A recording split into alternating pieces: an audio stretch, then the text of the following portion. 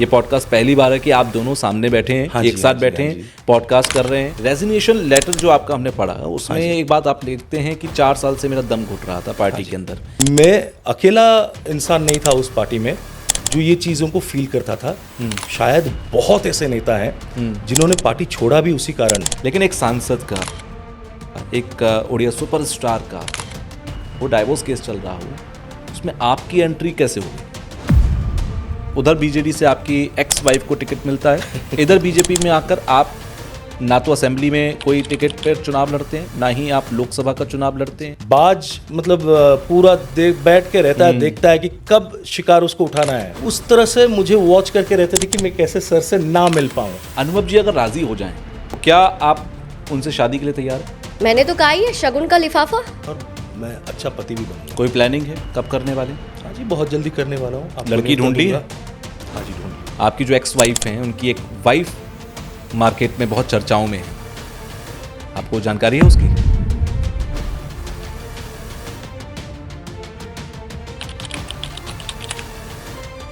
Hello hi welcome, कैसे हैं आप सब लोग? नमस्ते आदाब सत श्री अकाल। मैं हूं आपके साथ तुषार कौशिक और आप देख रहे हैं डिजिटल जॉकी का एक और पॉडकास्ट। और आज के इस पॉडकास्ट में जिस शख्स से हम आपकी बात कराने जा रहे हैं उनका नाम है अनुभव मोहंती। एक ऐसा शख्स जिसको 16 साल की उम्र में सीवियर डायबिटीज डायग्नोज होती है। वो शख्स लड़ते हुए उस डायबिटीज से, अपनी हेल्थ कंडीशन से आगे बढ़ता है और मॉडलिंग की दुनिया में आता है। वहां से वो और आगे बढ़ता है तो वो कई म्यूजिक एल्बम्स को करता है। बहुत अच्छा करियर करने के बाद वो एक्टिंग की दुनिया में जाता है और एक से एक सुपरहिट उड़िया फिल्म इंडस्ट्री के अंदर देता है। और वहां से वो फिर राजनीति में स्विच करता है, पॉलिटिक्स की दुनिया में जाता है, जहां पर वो राज्यसभा सांसद बनते हैं। वहां पर जाकर वो लोकसभा का चुनाव लड़ते हैं और एक बहुत ही इंपॉर्टेंट सीट से जीत कर आते हैं। ना सिर्फ उड़िया फिल्म इंडस्ट्री के अंदर बल्कि बंगाली फिल्म इंडस्ट्री के अंदर भी अगर देखा जाए तो कई हिट फिल्म उन्होंने दी हैं। और अभी हाल ही में अगर देखा जाए तो कर्मा फिल्म के लिए, कुहुदी फिल्म के लिए काफ़ी चर्चाओं में रहे, नेशनली काफ़ी चर्चाओं में रहे। और साथ ही साथ अभी आने वाली फिल्म जो रावण उनकी है उसमें भी अगर देखा जाए तो वो एक ऐसी मूवी होगी जो हिंदी में बनाई जा रही है उड़िया फिल्म इंडस्ट्री के अंदर, तो वो भी एक बहुत बड़ा बेंचमार्क उनका रहा। लेकिन इन सारी बातों के बीच में हम उनका जिक्र इसलिए आज ज़्यादा कर रहे हैं क्योंकि उनके ऊपर एक बायोग्राफी लिखी गई और उस बायोग्राफी की वजह से वो ज़्यादातर चर्चाओं में इधर उधर आपको नजर आएंगे। आपने सुना होगा कि ज़्यादातर लोग अपनी बायोग्राफी अपनी उम्र के आखिरी पड़ाव में लिखाते हैं, जहां पर उनको लगता है कि उनको ज़िंदगी में जितना कुछ करना था उन्होंने कर लिया।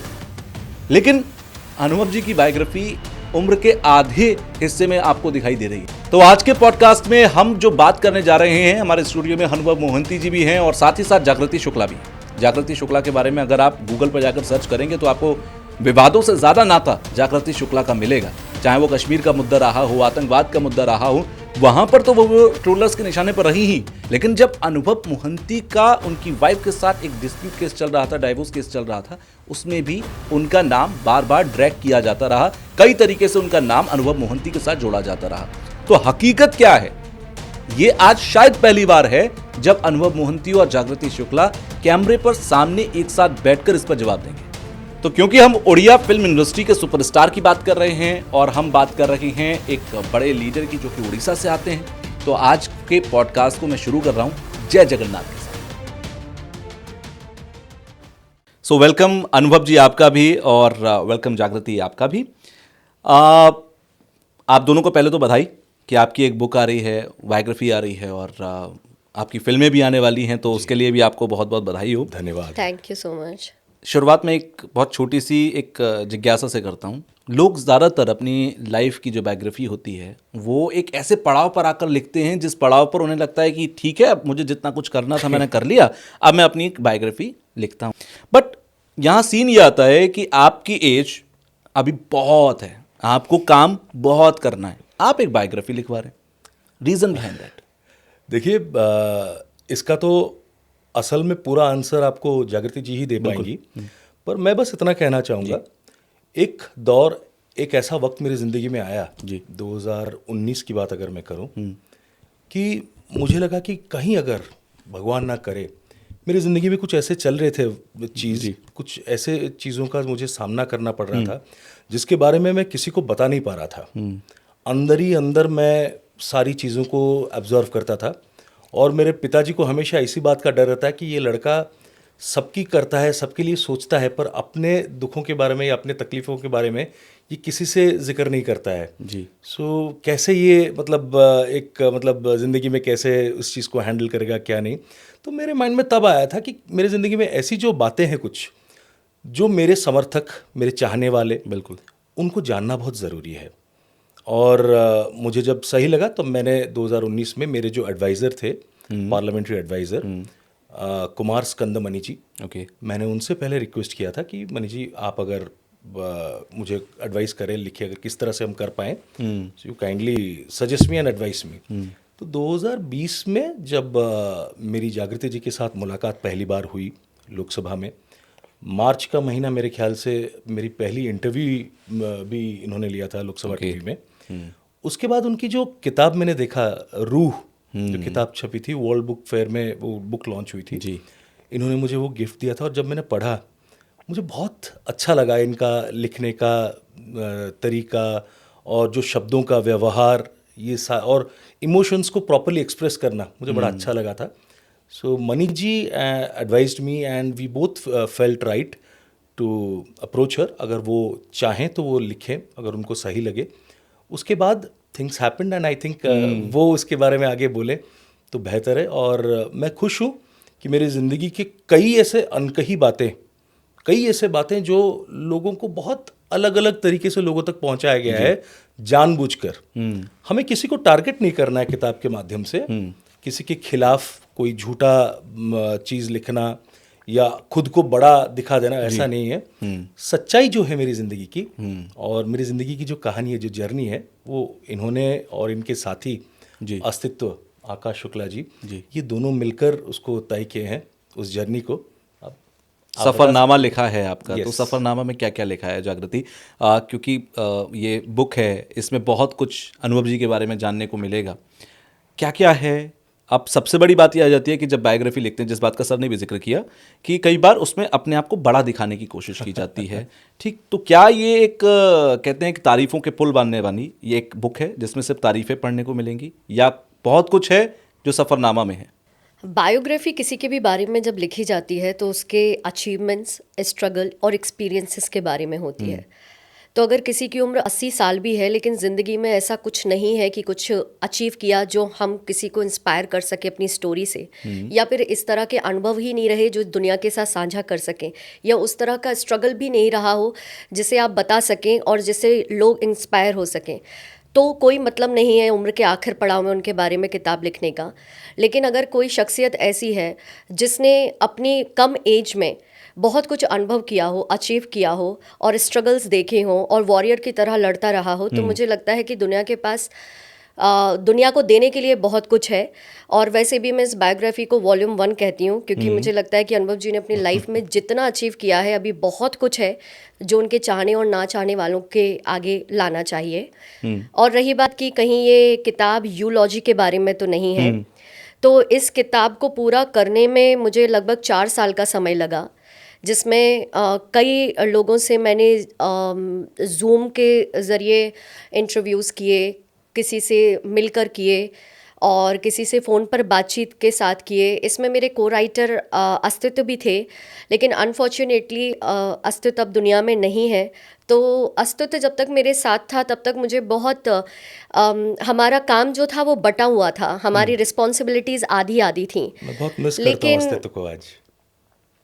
हम सब करते हैं, मैं भी कनेक्टेड था, बट ठीक है, अब अनफॉर्चुनेटली वो नहीं है।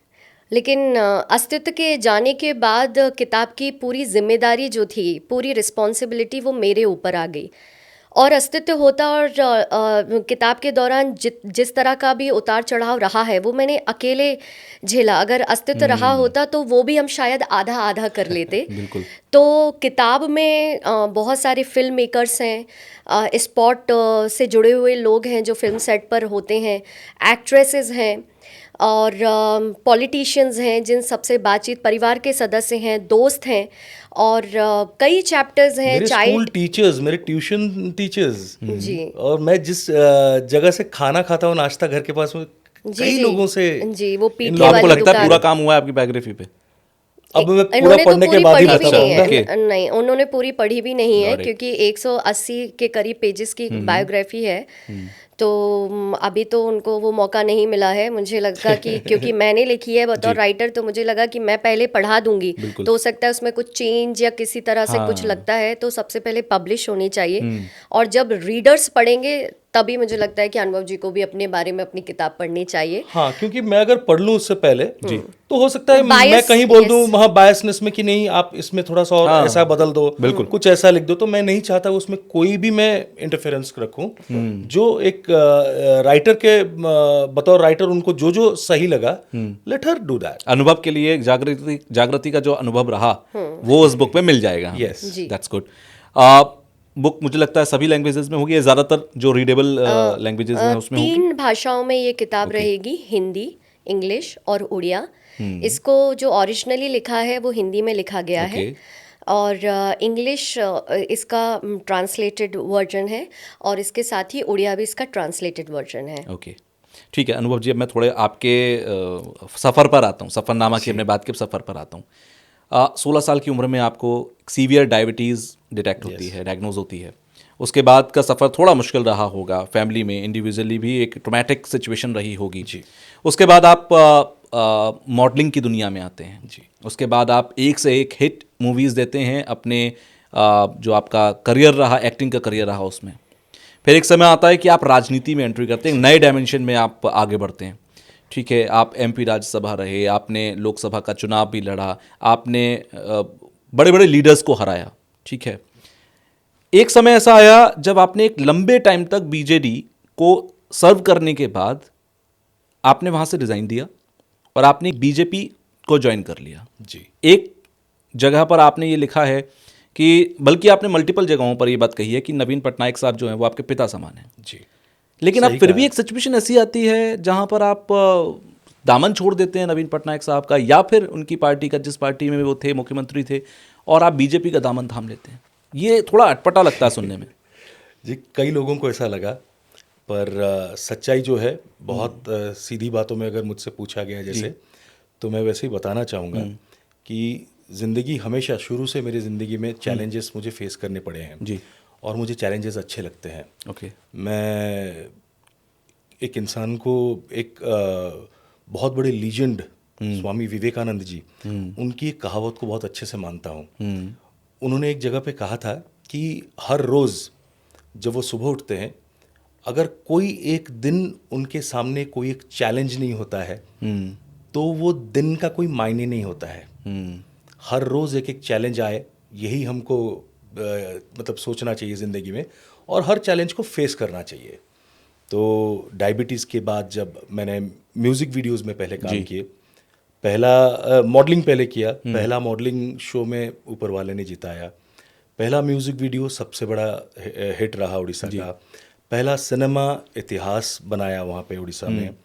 और राजनीति में जब आया 2013 में मैंने पार्टी ज्वाइन किया, 14 में मैं हिंदुस्तान का सर्वकनिष्ठ सांसद बना राज्यसभा का। बिल्कुल। फिर 2019 में मुझे लीजेंडरी द बीजू पटनायक जी, वो जिस क्षेत्र से लड़ते थे लोकसभा के लिए, मुझे वो क्षेत्र से लड़ने का मौका मिला और लोगों ने लाखों के वोट से मुझे जिताया था, इतना प्यार मुझे मिला। तो मैं हमेशा बड़ा कमिटेड रहा हूँ अपने हर एक चीज़ को लेकर। मुझे लगता है अगर वो कमिटमेंट ना होता, वो डेडिकेशन ना होता, या वो सच्चाई ना होती मेरे अंदर मेरे काम के प्रति जी, तो इतने सारे चीज़ों में कोई आगे नहीं बढ़ सकता ऐसे। तो मेरी मेहनत और हाँ, सबका आशीर्वाद और प्यार था।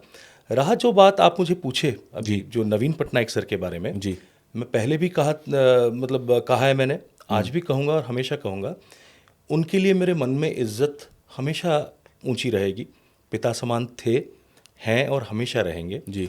और उनको मैंने हमेशा देखा है कि वो भले कितने भी अपने काम में व्यस्त क्यों ना हो, कितने भी स्ट्रेस्ड अगर अपने काम से क्यों ना हो, although he was always a cool man, पर मुझे हमेशा एक बेटे के तौर से वो देखते थे।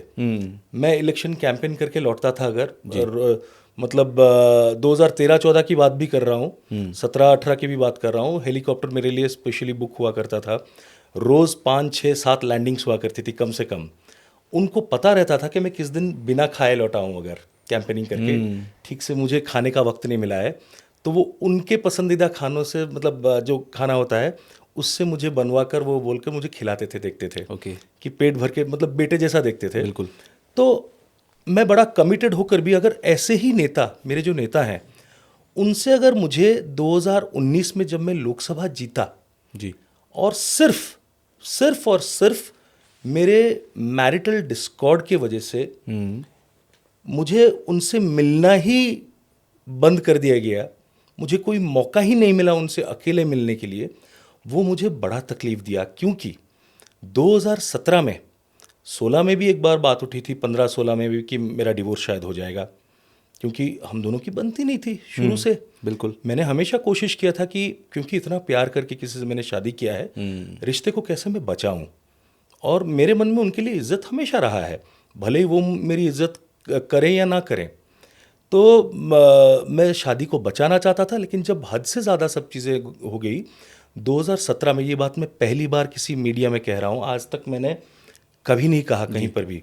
2017 में मुझे मेरे पिता, मेरे बड़े भाई साहब, सब ने मुझे समझाया था कि जब डिवोर्स की बात हम लोगों के यहाँ पे बहुत ज़ोर से चर्चा में हुई, बन नहीं रहा है रिश्ता, कुछ नहीं, तो सबने मुझे एडवाइस किया कि सर से मिलकर उनको बताओ। He is a very understanding person, he is a visionary, he is a statesman, don't fear, he will definitely understand you.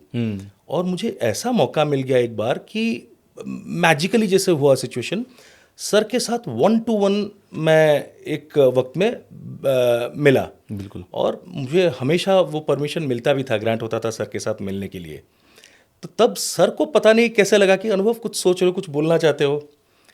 तो मैंने अपने तरफ से उनको सारी बातें कही। मैंने कहा कि सर ऐसे दौर से गुजर रहा हूँ काफ़ी सालों से, और वो तो वो इंसान है जो मेरी शादी में भी आए थे फंक्शन में, तो उनको पता है, मुझे जानते हैं, बेटे की तरह जिसको प्यार करते हैं उनको पता नहीं है कि उनका बेटा कैसा इंसान होगा, बिल्कुल, कैसी सोच रखता होगा, कैसा व्यक्तित्व होगा वो। तो उनको जब मैंने बताया, मुझे एक पिता समान एक समर्थन उनका मिला कि आप परेशान मत हो, ज़िंदगी में अप्स एंड डाउन्स आते रहते हैं। सबसे पहले तो उन्होंने मुझसे ये पूछा था कि क्या आप कुछ कर सकते हैं इसको अमेंड करने के लिए। तो मैंने कहा कि सर मैंने बहुत कोशिश किया, अल्टीमेटली जब मैं और मेरा परिवार सब हम फेल कर गए और अब बहुत ही ज़्यादा दिक्कतों का सामना करना पड़ रहा है, बहुत ही ज़्यादा तकलीफ़ों का, तब हमने ये फैसला लिया कि नहीं और नहीं। गलती क्या किया हमने? कुछ नहीं, प्यार ही तो किया था जी। तो क्यों और भुगतना इतना। तो तब उनका जो प्यार और उनका जो साथ मुझे मिला था, मुझे 100 हाथियों से ज़्यादा बल मुझे दे दिया जैसे ऐसे, और हिम्मत कि नहीं अच्छा काम और करना है। And I had always been a dedicated disciplined worker of my party. 2024 30 मार्च को मैंने पार्टी छोड़ा जी। 1 अप्रैल 2024 को मैं बीजेपी ज्वाइन किया, भारतीय जनता पार्टी। उत्कल दिवस उस दिन होता है, तो एक ओडिया होने के नाते मेरा स्वाभिमान मुझे कहा कि ये सही तारीख है मेरे लिए ज्वाइन करने के लिए। मैंने भारतीय जनता पार्टी ज्वाइन किया। माननीय प्रधानमंत्री नरेंद्र मोदी जी के नेतृत्व में आगे काम करने के लिए वो जिद मैंने ठाना। और मैंने ये देखा कि जो 10 साल मैं राज्यसभा में 5 साल, लोकसभा में 5 साल, 14 से लेकर 24 तक मुझे जो मौका मिला, मैंने देखा कि ये जो पार्टी में मैं हूँ, ये ज़रूर हम बोलते हैं कि इक्विडिस्टेंट हम मेंटेन करते हैं बिल्कुल बीजेपी से और कांग्रेस से, पर मैं तो देख रहा था कि जिस तरह के daring acts, daring bills, daring decisions, daring steps माननीय प्रधानमंत्री नरेंद्र मोदी जी ले रहे थे जी, और उन सब डेयरिंग चीज़ों का हमारी पार्टी तो समर्थन कर रही थी। हम ही तो उन सब बिल्स के ऊपर चर्चा कर रहे थे। मैं कई विषय पर मैंने पार्टिसिपेट किया है, मुझे वो मौका मिला है, और मैंने देखा कि हम पार्टिसिपेट भी कर रहे हैं और अच्छी अच्छी डिसीजंस लिए भी जा रहे हैं। बिल्कुल। वो ट्रिपल तलाक की बात कर दीजिए, धारा 370 के हटने का बात कर लीजिए, कोई भी मुद्दा आप ले लीजिए, तो हम अगर किसी का समर्थन कर रहे हैं तो खुल के समर्थन क्यों ना करें। बिल्कुल। छुप के और अंदर उस चीज़ को रख के समर्थन करने का कोई मतलब नहीं बनता है। और मैं अकेला इंसान नहीं था उस पार्टी में जो ये चीज़ों को फील करता था। शायद बहुत ऐसे नेता हैं जिन्होंने पार्टी छोड़ा भी उसी कारण, और नवीन पटनायक सर से किसी को मिलने का मौका नहीं दिया गया 2019 के बाद से। मैं मेरे नेता से, मेरे पिता समान नेता, मेरे गुरु समान नेता, मैं उनसे मिल नहीं पा रहा था। तकलीफ नहीं होगी। और मतलब ये भी कि 2019 में जब मैं इलेक्शन में जीता, उसके बाद भी ऑनरेबल नवीन सर के सामने और मिस्टर पांडियन की मौजूदगी में मैंने अपने मैरिटल डिस्कॉर्ड के बारे में फिर से चर्चा किया था। ओके। एंड मुझे उस टाइम पे कहा गया, मुझे पांडियन ने कहा कि देखो अभी अभी आप इतनी बड़ी इलेक्शन में जीत आपको हासिल हुई है, आपके पीछे बहुत लोग लगे हुए हैं, तो आपको जो भी डिसीजन थोड़ा सा गैप दे दो, 5-6 महीने थोड़ा रुक के काम एंड क्वाइट वे में उसको करना। उनको भी पता था सारी चीज़ें तब उसके बाद।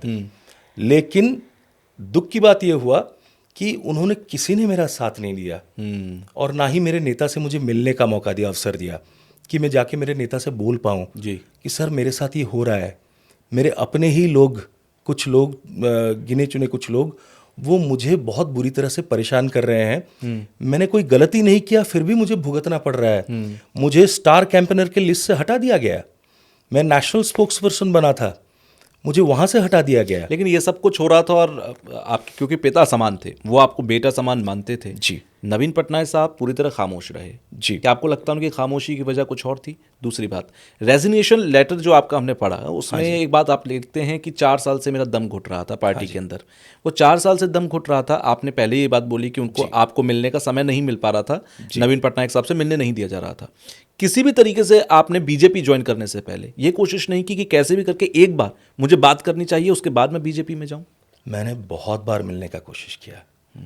बीजेपी मिलने के लिए मुझे किसी की सलाह की जरूरत नहीं थी। जी, ये बात तो तय है, क्योंकि मैं जब अपने आंखों के सामने देख रहा हूँ मेरे नेता को, मेरे देश के सबसे प्रिय प्रधानमंत्री जी को देख रहा हूँ, जिस तरह के वो पावर और जो एनर्जी, जो डायनेमिज्म वो पूरे विश्व में भारत को लेकर स्थापित कर रहे थे। भारत का जो पुराना इतिहास, जो बुरा इतिहास रहा है, उसको हटाकर हमारे ग्लोरियस पास्ट को आगे ला रहे थे, वो मेरे लिए मायने रखता था एक भारतीय होने के नाते। देश प्रेमी से बढ़कर क्या प्रेम हो सकता है? माँ और धरती माँ जी, ये दोनों ही तो सबसे ज्यादा अहमियत रखते हैं हमारी जिंदगी में सबके। बिल्कुल। तो मुझे भारतीय जनता पार्टी में ज्वाइन करने के लिए किसी की सलाह की जरूरत नहीं थी। लेकिन हाँ, मैं अपने इन तकलीफों के बारे में मेरे अपने सर को मैं बता पाऊँ, उसके लिए मैंने बहुत कोशिश किया मिलने के लिए। मुझे मिलने का कोई अवसर नहीं दिया गया। जैसे होता है ना, जैसे बाज मतलब पूरा बैठ के रहता है, देखता है कि कब शिकार उसको उठाना है जी, उस तरह से मुझे वॉच करके रहते थे कि मैं कैसे सर से ना मिल पाऊं। वो लोग कौन थे? हैं काफ़ी लोगों को अभी मीडिया के माध्यम से पता भी चल चुका है। और मैं तो बता रहा हूं, जैसे मतलब मान लीजिए मैं अपने जिनसे मेरी गलती से शादी हो गई थी उनके बारे में भी विषय में अगर मैं बोलूं, 2024 में जब इलेक्शन हुआ, उनको मतलब मुझे स्टार कैंपेनर से हटा दिया गया था उससे पहले से, पर उनको कैंपेनिंग के लिए बुलाया जाता था इलेक्शन से पहले। जी, ये 24 की बात नहीं, उससे पहले की। कोर्ट में कटघरे में मैं खड़ा हुआ करता था, पर ये कोर्ट के डेट्स को डिसऑनर करके इलेक्शन कैंपेनिंग के लिए जाया करती थी, जबकि मैं सदस्य था पार्टी का, वो सदस्य नहीं थी पार्टी की। तो इस तरह के ह्यूमिलेशंस, बैनर पोस्टर्स से मेरा फोटो हटवाना और मीडिया में जानबूझकर एक प्रोपेगेंडा शुरू करना कि मैं क्रिमिनल हूँ। मैंने तो संवैधानिक अधिकार से, जिस तरह से हर किसी की, हमारा हिंदू मैरिज एक्ट है बिल्कुल 1955 का जी, तो उसके तहत शादी जैसे होती है, और शादी बहुत सैक्रेड चीज़ होती है बिल्कुल। उसके साथ ही साथ हमारा कॉन्स्टिट्यूशन, हमारा लॉ, हिंदू मैरिज एक्ट ही हमको वो सुविधा देता है कि अगर शादी किसी तरह से, किसी वजह से नहीं भी बनती है, नहीं सक्सेसफुल होती है, तो आप विच्छेद भी कर सकते हैं, दोनों अलग हो सकते हैं। और विच्छेद हो उसमें इज्जत से हो जी, जरूरी नहीं है कि आप एक दूसरे के ऊपर मतलब कीचड़ उछाले, एक दूसरे के खिलाफ बोले। मैंने हमेशा वही चाहा था कि दोनों एक दूसरे के साथ हमेशा दोस्त बनकर रहें, पर उनको ये मंजूर नहीं था। उनको पॉलिटिकल, उनके एम्बिशंस कुछ अलग थे, कुछ स्ट्रैटेजीज, कुछ कॉन्स्पिरेसीज थे। अभिमन्यु को चक्रव्यूह में फंसाने जैसा उन लोगों ने, बहुत लोगों ने सब कुछ रचा था, सारा चक्रव्यूह, पूरा चक्रव्यूह। 24 में जब मैं इलेक्शन में नहीं लड़ा, पर उनको इलेक्शन में कैंडिडेट किया जा रहा है उसी पार्टी में, जो पार्टी जानती है कि हाई कोर्ट में डिक्री ऑफ डिवोर्स मुझे मिल चुका है और मैं निर्दोष साबित हो चुका हूं, वो दोषी साबित हो चुकी है। जो दोषी है उसको आप कैंडिडेट कैसे कर रहे हो? एग्जैक्टली। तो क्या ये इतना बात साफ नहीं है कि मतलब ये जो कॉन्स्पिरेसी था, it was a political conspiracy intentionally done against me? But मैं अभिमन्यु नहीं, मैं अर्जुन बनकर बाहर निकला। ये ऊपर वाले की और लोगों का प्यार है, आशीर्वाद है। अच्छा, यहाँ पर एक चीज़ और मुझे कंफर्म करिए। आपने कहा कि ये एक बहुत बड़ा सिनेरियो था, एक बहुत बड़ा मोमेंट था जब आप बीजेपी ज्वाइन करते हैं, वहाँ से चुनाव नहीं लड़ते हैं, दूसरी तरफ आपकी पत्नी को, एक्स पत्नी को वहाँ से टिकट दे दिया गलती जाता है। से एक्स पत्नी को। हाँ, गलती से एक्स पत्नी को टिकट मिलता है बीजेडी से। जी। ठीक है, वो चुनाव भी लड़ती हैं, हालांकि वो हार जाती हैं उस चुनाव को। इस पूरे सिनेरियो के दौरान, ठीक है, जब आपने बीजेपी ज्वाइन कर ली, उस वक्त पर क्या इसके बाद आपकी नवीन साहब से कभी बात हुई? इस पूरे बहुत सिनेरियो अच्छा के सवाल बाद आपने कभी पूछा। आपने नवीन साहब से अपने गिले शिकवे नहीं किए? बहुत ही अच्छा सवाल आपने पूछा। मैं आपको बता दूं, हाँ, मैं इससे पहले जब आपने मुझे पूछा था कि बीजेपी ज्वाइन करने के लिए मैंने पूछा क्या, नहीं वो नहीं। लेकिन जब ये चीज़ सामने लोगों के सामने जहन में आने लगी थी कि शायद अनुभव मोहंती भारतीय जनता पार्टी ज्वाइन करने वाले हैं, और मैंने तो अपने आखिरी दिन तक भी लोकसभा में मैंने अपने पार्टी का प्रशंसा किया है, मेरे अपने नेता का भी तारीफ किया है लोकसभा में। मैंने कभी अपने पार्टी के साथ गद्दारी बेईमानी कुछ नहीं किया है कभी। मैं एक डिसिप्लिन्ड वर्कर और कार्यकर्ता के हिसाब से मैं काम करता था, और वहाँ पर जब मैं इलेक्शन का सारा चीज़ डिसीजन लेने से पहले मुझे पार्टी 15-20 दिन मेरे पीछे भागी। उनको लगा कि अनुभव मोहंती छोड़ रहा है और उनके लिए बहुत बड़ी दिक्कत होगी। उनका सर्वे रिपोर्ट उनसे ये कह रहा था। जी। आज वो भले उस पर इनकार कर सकते हैं, पर ये सच है और सच प्रूफ में भी है मेरे पास। मेरे शूटिंग सेट पर पहुंचे थे जी। उन्होंने, रिप्रेजेंटेटिव भेजे पार्टी की तरफ से, मेरे पास आए और मुझे बताया कि आप तो पार्टी के लिए पहले भी एसेट थे, आज भी हैं, कल भी रहेंगे। ये चीज़ आपको बताने के लिए हमें भेजा गया है। तो मुझे बड़ा अजीब लगा कि 2019 में आप लोगों से मेरा मुलाकात हुआ था, अब 2024 में इलेक्शन से पहले आप लोगों के साथ मुलाकात हो रहा है। ये 5 साल जो बीच में गैप रहा, तब आप लोग कहाँ थे? बिल्कुल। जब कोर्ट्स कचहरी में मैं दौड़ता था, मेरे पिताजी चल बसे, मेरे ताऊजी चल बसे, मुझे अपना घर, एक जॉइंट फैमिली, हम सबको छोड़कर बाहर रेंटल अकोमोडेशन में रहना पड़ा एक औरत के झूठे इल्जामातों की वजह से। तब आप लोग कहाँ थे? एक बार फोन करके पूछ लिया होता कि अनुभव आप ठीक तो हो। पार्टी को बैकबोन बनना चाहिए था। जी, मेरे पिता के देहांत के बाद भी मेरे पार्टी के नेता का एक कॉल मुझे नहीं आया था। और जो सो कॉल्ड पावरफुल नेता खुद को समझते थे, उनका भी कोई कॉल नहीं आया था, यहां तक कि पांडियन तक का भी। वो 5-6 दिन 7 दिन बाद जब उनको कहीं खबर पहुंचा कि मैं उनको बुलाने वाला भी नहीं हूं, मेरे पिताजी के जो 11वें दिन में जी। तब उन्होंने एक फॉर्मेलिटी के तहत एक कॉल कर दिया था, पर मुझे उससे कुछ मतलब नहीं। उन्होंने मेरे पिताजी के साथ भी बहुत बेईमानी किया है। और मैं उस दौरान जो 3 बार वो लोग मुझसे मिले, मैं हर बार मुझे ये बोला गया कि ऑनरेबल सर से मेरी मुलाकात होगी। और मैं बोला कि मैं तो सबसे बड़ा खुशकिस्मत इंसान हूँ जी, मैं उनसे एक बार मिल लूँ। मैं 2 बार मिला, तीसरी बार भी गया मैं, और मेरा सर के साथ मुलाकात हुआ ही नहीं। इन्होंने होने ही नहीं दिया। मजे की बात यह है कि मैं तो इस द्वंद में भी पड़ गया कि आप सर बोल किससे रहे हो, पहले वो मुझे बता दो। क्योंकि मेरे लिए सर, मेरे नेता ऑनरेबल श्री नवीन पटनायक जी, वो मेरे लिए सर हैं जी। पर मैं मिस्टर पांडियन या पांडियन को सर क्यों बोलूं? वो मेरे नेता नहीं थे, उन्होंने मुझे राजनीति नहीं सिखाया है, मैं उनके आदर्शों को देखकर मैं पार्टी में नहीं आया था, तो मैं उनको सर क्यों बोलूं? आप मान सकते हो उनको सर। और मैंने उनसे ये कहा था कि आप मतलब इतना याद रखना कि जो कुछ आप लोगों ने मेरे साथ किया, ये मैं आपको भले ही माफ कर दूं, महाप्रभु श्री जगन्नाथ आप लोगों को माफ नहीं करेंगे। धर्म चक्र प्रवर्तन आया, ये होकर रहेगा, ये होता आ रहा है, आगे भी होगा, और आपको भी इसका सामना करना पड़ेगा।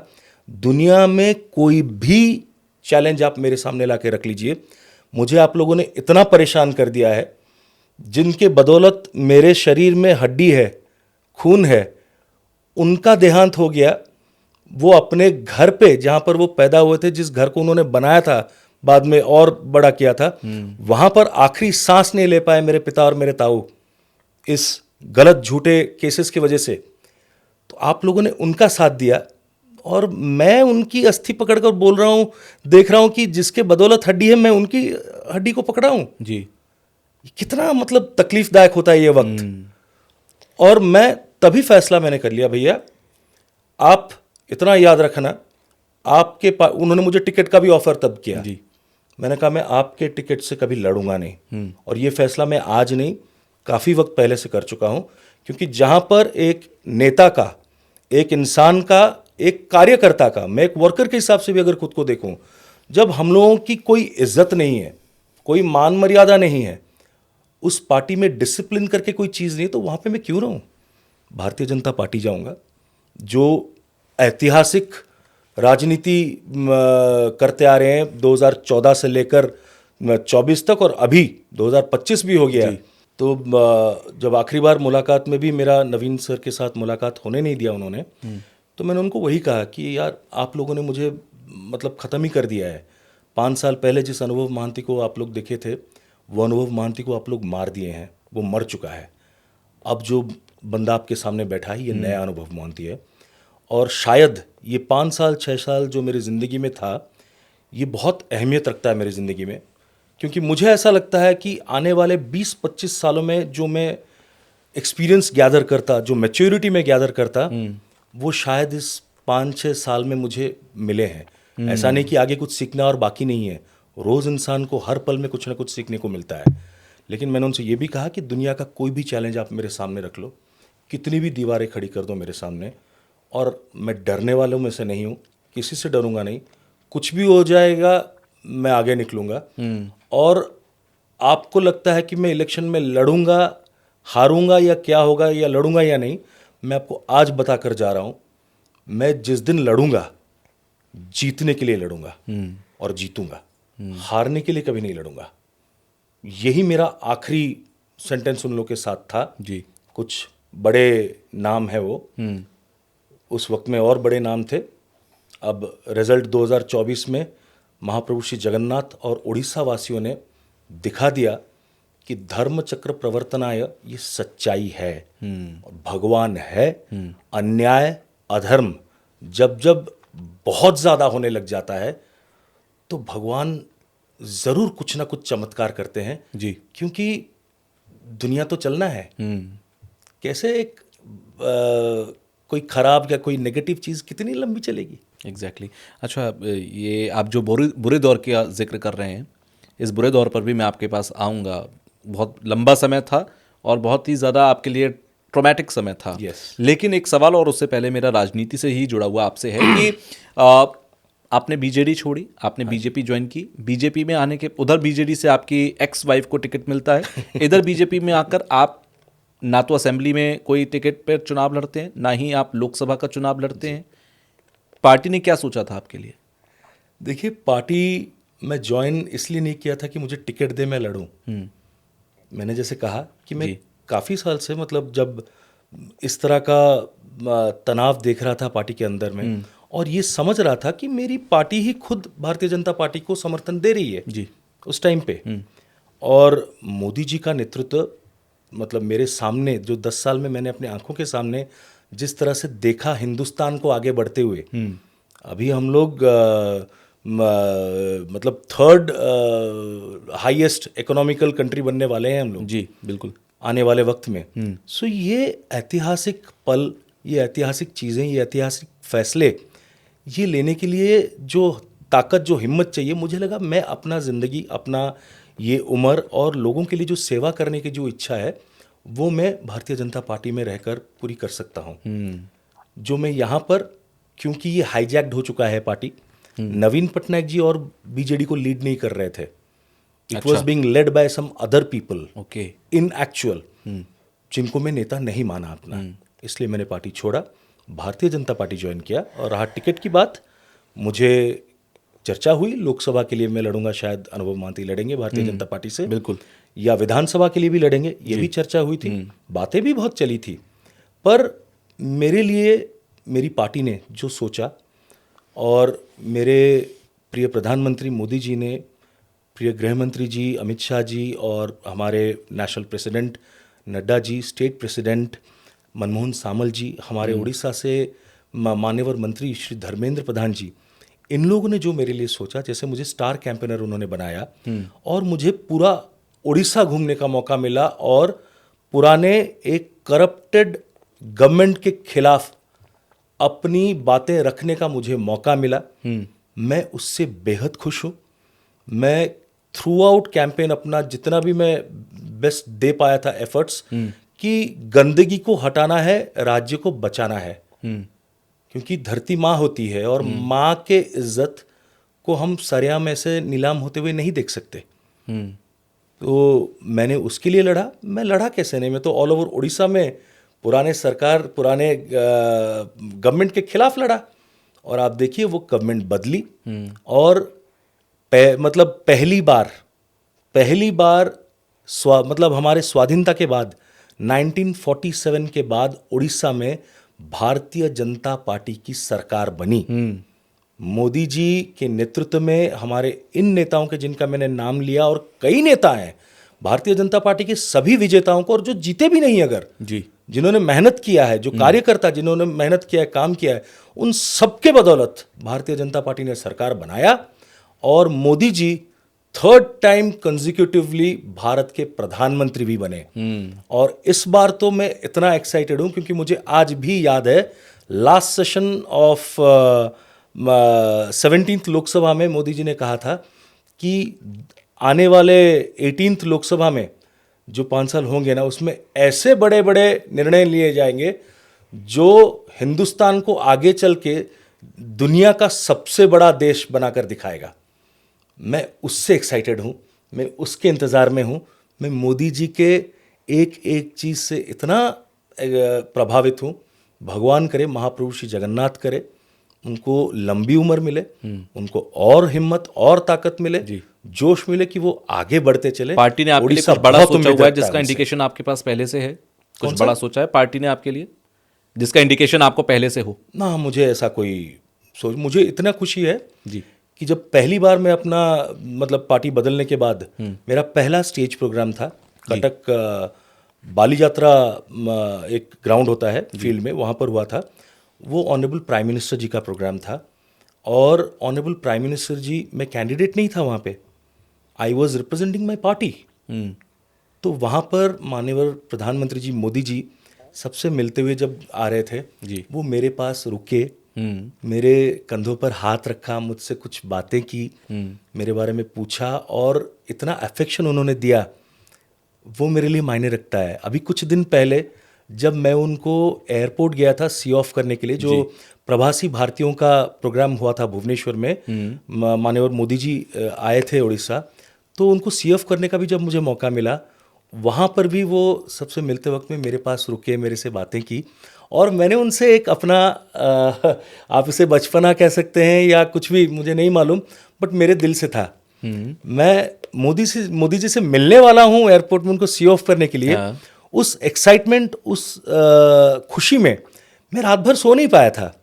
और मैंने अचानक मेरे माइंड में क्या मोदी जी के लिए क्या मैं कर सकता हूँ, कैसे अपना प्यार उनको, और मेरे मन में जो उनके लिए जो इज्जत है, और पिछले 10 सालों में हर साल वो इज्जत जो बढ़ती जा रही है, 10-11 सालों में मैं कैसे बयां करूं। तो बचपन में स्केचेस करता था, काफ़ी वक्त से छोड़ दिया था, तो मैंने एक स्केच करने का कोशिश किया माननीय प्रधानमंत्री जी का, उसमें कुछ लिखा भी।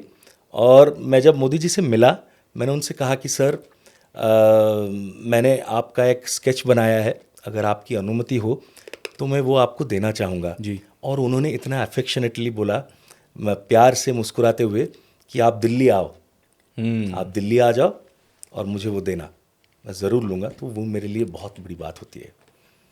अनुभव जी, अब मैं आपके ना थोड़े एक डार्क साइड पर आता हूँ, जहाँ आपका एक बड़ा कड़वा एक्सपीरियंस रहा लाइफ का। आपने शादी की, आपने प्यार किया, उस पॉइंट पर भी मैं आपके पास आऊँगा, लेकिन मेरा उससे पहले सवाल आपसे ये है कि डाइवोर्स तो इस इंडस्ट्री में बहुत लोगों के होते हैं, बड़े बड़े नेताओं के, बड़े बड़े सेलिब्रिटीज़ के, बड़े बड़े एक्टर्स के डाइवोर्स हुए, उन्होंने दूसरी शादी की, दूसरा भी डाइवोर्स हुआ, तीसरी शादी की उसमें कोई बड़ी बात नहीं थी। लेकिन जब आप एक ट्रॉमेटिक सिचुएशन में जाते हैं और उसको पास ऑन करते हैं, तो आप कई सारे एक्सपीरियंसेस को लेते हुए आगे बढ़ रहे होते हैं जी।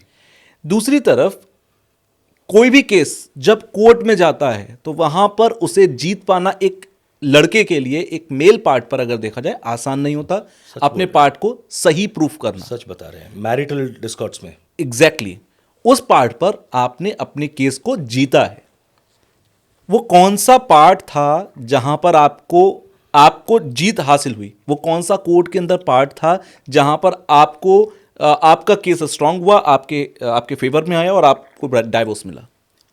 देखिए, मैं जिस दिन से मैंने डिवोर्स लेने का फैसला लिया था, मैं जानता था मैं जीतूंगा। ओके। क्योंकि मैं कॉन्फिडेंट था कि मैंने कोई गलती नहीं की है, सिवाय उनसे प्यार किया। लेकिन ये जंग आसान तो नहीं रही होगी? आसान बिल्कुल नहीं रही होगी, बिल्कुल नहीं रही है, होगी का सवाल ही नहीं उठता है। तो मैं इतना कहना चाहूँगा कि जितना मैंने सोचा था, मुझे लगा था कि सच तो बोल रहा हूँ और इतना ज़्यादा गंदा उछाल कर किसी के खिलाफ वो तो नहीं लिख रहा हूँ, मैं सच ही बता रहा हूँ कि हम दोनों में कोई रिश्ता कभी कायम नहीं हुआ। उन्होंने मुझे कभी अलाउ ही नहीं किया for consummation of marriage, for any kind of sexual relationship और सेक्सुअल इंटीमेसी। तो मैं झूठ तो नहीं बोल रहा हूँ। और क्यों इतना डिले होगा? न्यायालय पे मुझे भरोसा है जी। मैं केस करूँगा, मुझे 1 साल 1.5 साल ज़्यादा से ज़्यादा लगेगा, क्या होगा, मुझे यहाँ से रिहाई मिलेगी। तो मैंने केस फाइल किया और मेरे पिटिशन को मुझे आज भी याद है, जब दिल्ली से ट्रांसफ़र कर उड़ीसा के फैमिली कोर्ट के जो कॉन्सिलेटर हैं, उन्होंने जब देखा, उन्होंने वर्षा के सामने में, मेरे सामने और हम दोनों के वकीलों के सामने में मेरे पिटिशन को पकड़कर बोला कि उनका शायद मेरे ख्याल से 30 या 40 साल का एक्सपीरियंस का बात कर रहे थे, शायद वो 30 साल का या 40 साल का एक्सपीरियंस। बोले इतने सालों के एक्सपीरियंस में मैंने ज़िंदगी में पहली बार इतना नीट एंड क्लीन और सिंपल डिवोर्स पिटिशन मैंने पढ़ा है। इसमें सिर्फ उन्होंने यही लिखा है कि आप दोनों में रिश्ता कायम नहीं रहा, आप घर पे इनके रहती नहीं थी और मतलब माँ बाप से भी, मतलब परिवार से भी उनका बनता नहीं था, मुझे हमेशा वो अलग रखना चाहती थी और it was kind of desertion, cruelty and irretrievable breakdown of marriage. पर वो भी मैंने बहुत इज्जत से सब लिखा था। उसके साथ आप जानकर हैरान होंगे, मैंने और एक आईएबी फाइल किया था एप्लीकेशन कि दोनों इज्जतदार हैं, हम लोग सेलिब्रिटीज़ हैं, उनकी भी इज्जत है, मेरी भी है समाज में, दोनों के परिवार की भी है, दोनों के परिवार की और एक दूसरे की इज्जत को नज़र में रखते हुए आप मीडिया से हमारी इन चीज़ों को दूर रखें, ताकि ना तो उनकी बेइज्जती हो, उनके परिवार की बेइज्जती हो, ना मेरी हो या मेरे परिवार की बेइज्जती हो। इज्जत से हम लोग अलग होना चाहते हैं, इतना मैंने लिखा था। और वो पिटिशन इतना क्लीन था, मैं डे वन से श्योर था। लेकिन हाँ, कोर्ट के जो नियम बने हैं ना, जो लॉ बने हैं जी, वो महिलाओं के सुरक्षा के लिए कई लॉज बने हैं, लेकिन ज़्यादातर मैरिटल डिस्कॉर्ड्स में पुरुषों के लिए, जैसे आपने कहा, ये मुश्किल ही नहीं, बहुत ही मुश्किल बन जाता है सच्चाई को सामने लाना, प्रूव करना। पर मेरे केस में ऊपर वाले ने इतना अच्छा रचा सारा चीज़ को, मुझे कुछ करना नहीं पड़ा। जैसे कहते हैं ना कि अगर आप झूठ बोलो, अगर आप झूठ बार बार बोलो ऊंची आवाज़ में, तो वो सच माना जाता है। बिल्कुल। एक कहते हैं ये। दूसरा और एक तरीका भी इसका है, उसको अलग तरीके से भी बोला जाता है कि आप झूठ बोलो, बार बार अलग अलग जगह में अगर बोलो, तो वहां पर भी आप गलती कर बैठते हो। एक गलती हो जाती यही हुआ उनसे। अच्छा। वो जो बार बार ज़्यादा चालाक बनकर झूठ बोलने का और बहादुरी दिखाने की जो कोशिश उन्होंने की थी, उन्होंने खुद ही अपने बयानों में, अपने एविडेंसेस में, 1 बार नहीं, 2 बार नहीं, 3-4 बार नहीं, कई बार उन्होंने ये साबित कर लिया और खुद एडमिट कर लिया कि उन्होंने ही मुझे कभी अलाउ नहीं किया था for any kind of sexual relationship. ये चीज़ उन्होंने खुद कबूल किया है। तो इससे बड़ा प्रूफ और क्या हो सकता है? जो मुझे लगता है ये ऊपर वाला ही सब तय करता है। और यही वही पॉइंट था जहां पर आपका केस आपके फेवर में आया। Of course this is one of the, और इससे पहले वो डिनाई कर रही थी इस बात से। जी, इससे पहले वो इस बात से डिनाई करती थी कि जो भी आपके वो आरोप तो हैं, आज भी बोलती हैं, मतलब कई जगहों पर वो बोलती रहती हैं कि नहीं, कोर्ट ने सही फैसला नहीं दिया। क्यों नहीं?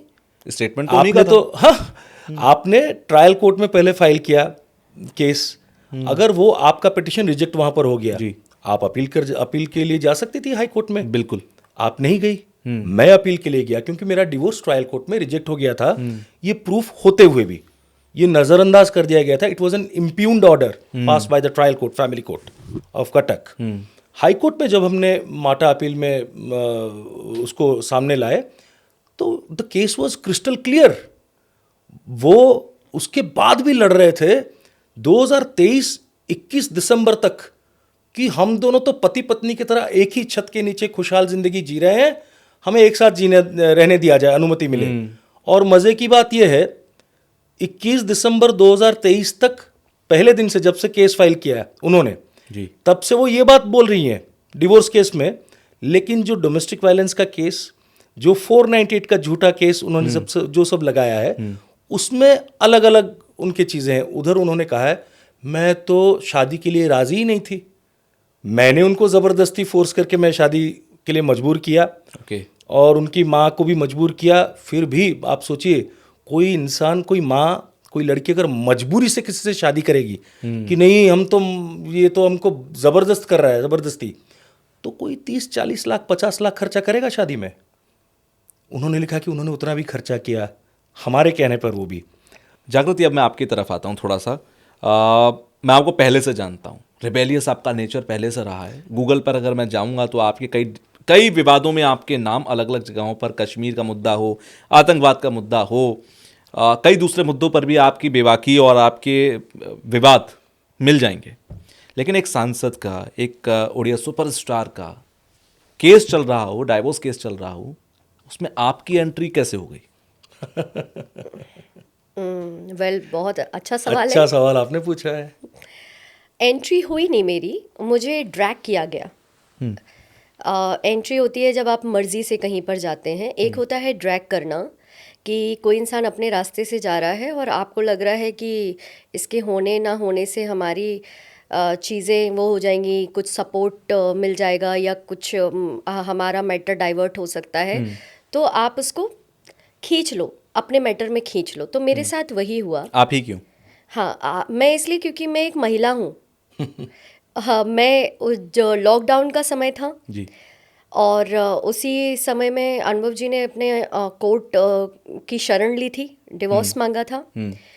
और आपको पता है कि हम सबकी स्थितियां कैसी थी। जो काम हमें उस वक्त मिल जाए हम तो ऐसे बिल्कुल ग्रैब कर लेते थे, एक अपॉर्चुनिटी की तरह। And it was just a coincidence. हाँ, और मैं अपना लेखक बनने की तरफ बिल्कुल बढ़ रही थी आगे, कि लेखन को, अपने पैशन को आगे बढ़ाना है। तभी जनवरी 2020 में किताब भी आई थी, पोइट्री कलेक्शन, और तभी बजट सेशन भी चल रहा था फरवरी में संसद में, और आई वाज वर्किंग देयर। तो मैं सभी सांसदों, मंत्रियों को अपनी किताब भी की कॉपी गिफ्ट करती थी। उसी दौरान जब अनुभव जी के जो पीए थे मणि जी, उनकी तरफ से जब इनकी बायोग्राफी की बात हुई, तो मैंने उसको सबसे पहले तो अपने फ्रेंड आकाश के साथ कंसल्ट किया कि भाई मैंने बायोग्राफीज़ वगैरह कभी लिखी नहीं। ही सेड मैंने भी नहीं लिखी। मैंने कहा क्या हम दोनों साथ में लिख सकते हैं? ही सेड व्हाई नॉट, एक नया एक्सपीरियंस होगा। मैं चाहती थी कि मेरा एक शो आता था संवाद, जिसके लिए मैं चाहती थी इंटरव्यूज़ करना कुछ सांसदों का। तो मैंने राम मोहन नायडू जी और दतिया भिंड की जो सांसद थी संध्या जी, उनका इंटरव्यू, गिरिराज सिंह जी, और जिन जिन लोगों के साथ लाइनअप था उनके साथ इंटरव्यू कर रही थी। वहीं पे मेरे एएनआई के एक फ्रेंड थे, उनके साथ जब मेरा डिस्कशन हुआ, और तब मुझे अनुभव जी के बारे में उन्होंने सजेस्ट किया कि आई थिंक आपको अनुभव मोहंती जी का इंटरव्यू करना चाहिए। तो मैं अनुभव जी के बारे में जब मैंने पढ़ा और उनको देखा सामने से, प्रेस गैलरी से, तो मैं बहुत इम्प्रेस्ड हुई उनकी पर्सनालिटी से। एक तो इतनी साफ हिंदी, और बिल्कुल मुझे पहले लगता था कि शायद कश्मीर के कोई पठान सांसद हैं, जब तक मुझे लुक्स से ऐसा लगता भी है। जी जी। शुद्ध हिंदू हूँ। उसके बाद मैंने, क्योंकि आई वॉज वर्किंग देयर, तो मैंने उनकी पर्सनालिटी को नोटिस किया कि कितना विनम्र, मतलब जब वो अपनी गाड़ी से उतरते थे, उतरते ही सभी को सर झुका के, मतलब एक 6 फीट 2 इंच का लंबा आदमी और गाड़ी से उतर के झुक के सबको नमस्ते नमस्ते प्रणाम प्रणाम प्रणाम। तो मुझे वो पर्सनालिटी बहुत अच्छी लगी एंड मैंने कहा मुझे इनके साथ इंटरव्यू करना ही करना है। ऑल्दो अनुभव जी क्योंकि हर चैनल में आप भी मीडिया में रहे, आपको पता है कि हम एंकर्स डायरेक्टली कई बार अप्रोच नहीं करते, हमारे गेस्ट कोऑर्डिनेटर्स होते हैं। तो गेस्ट कोऑर्डिनेटर्स अनुभव जी के पीए के साथ में काफ़ी बार टाइम के लिए, लेकिन वो मैनेज नहीं हुआ। फाइनली 2020 में बजट सेशन के दौरान अनुभव जी का मैंने इंटरव्यू किया। ये आपकी पहली मुलाकात थी? पहली मुलाकात थी 2020 में। 2020 में पहली मुलाकात थी मेरी। Second phase of budget session. हाँ, second phase of budget session, क्योंकि पहले तो वो आता है कुछ ही दिन के लिए जब पेश किया जाता है और उसके बाद Second phase of कुछ budget, सेकंड फेज के दौरान पहली मुलाकात थी। और जब मैंने अपनी किताब उनको भेंट की और उसके बाद इनका जो बायोग्राफी को लेके चल भी रहा था, तो उनको लगा होगा कि एक राइटर ऑलरेडी हैं जिनको जानते हैं, लेट्स उनको पूछते हैं कि अगर वो तैयार हैं। और वहाँ से लॉकडाउन जब शुरू हुआ तो मेरे और अस्तित्व के पास एक बहुत अच्छा अवसर की तरह था, क्योंकि पूरी फैमिली वहाँ पर थी। दिल्ली में जो अनुभव जी का घर था वहाँ पे पूरी फैमिली, मतलब अनुभव जी, उनका स्टाफ, मम्मी पापा, छोटे भैया और छोटे भाई की वाइफ, उनकी बेटी और पीए और ड्राइवर, एवरीबडी वाज देयर। ये पॉडकास्ट पहली बार है कि आप दोनों सामने बैठे हैं, हाँ एक जी, साथ हाँ जी, बैठे हाँ हैं, जी। पॉडकास्ट कर रहे हैं, अपनी बातों को रख रहे हैं।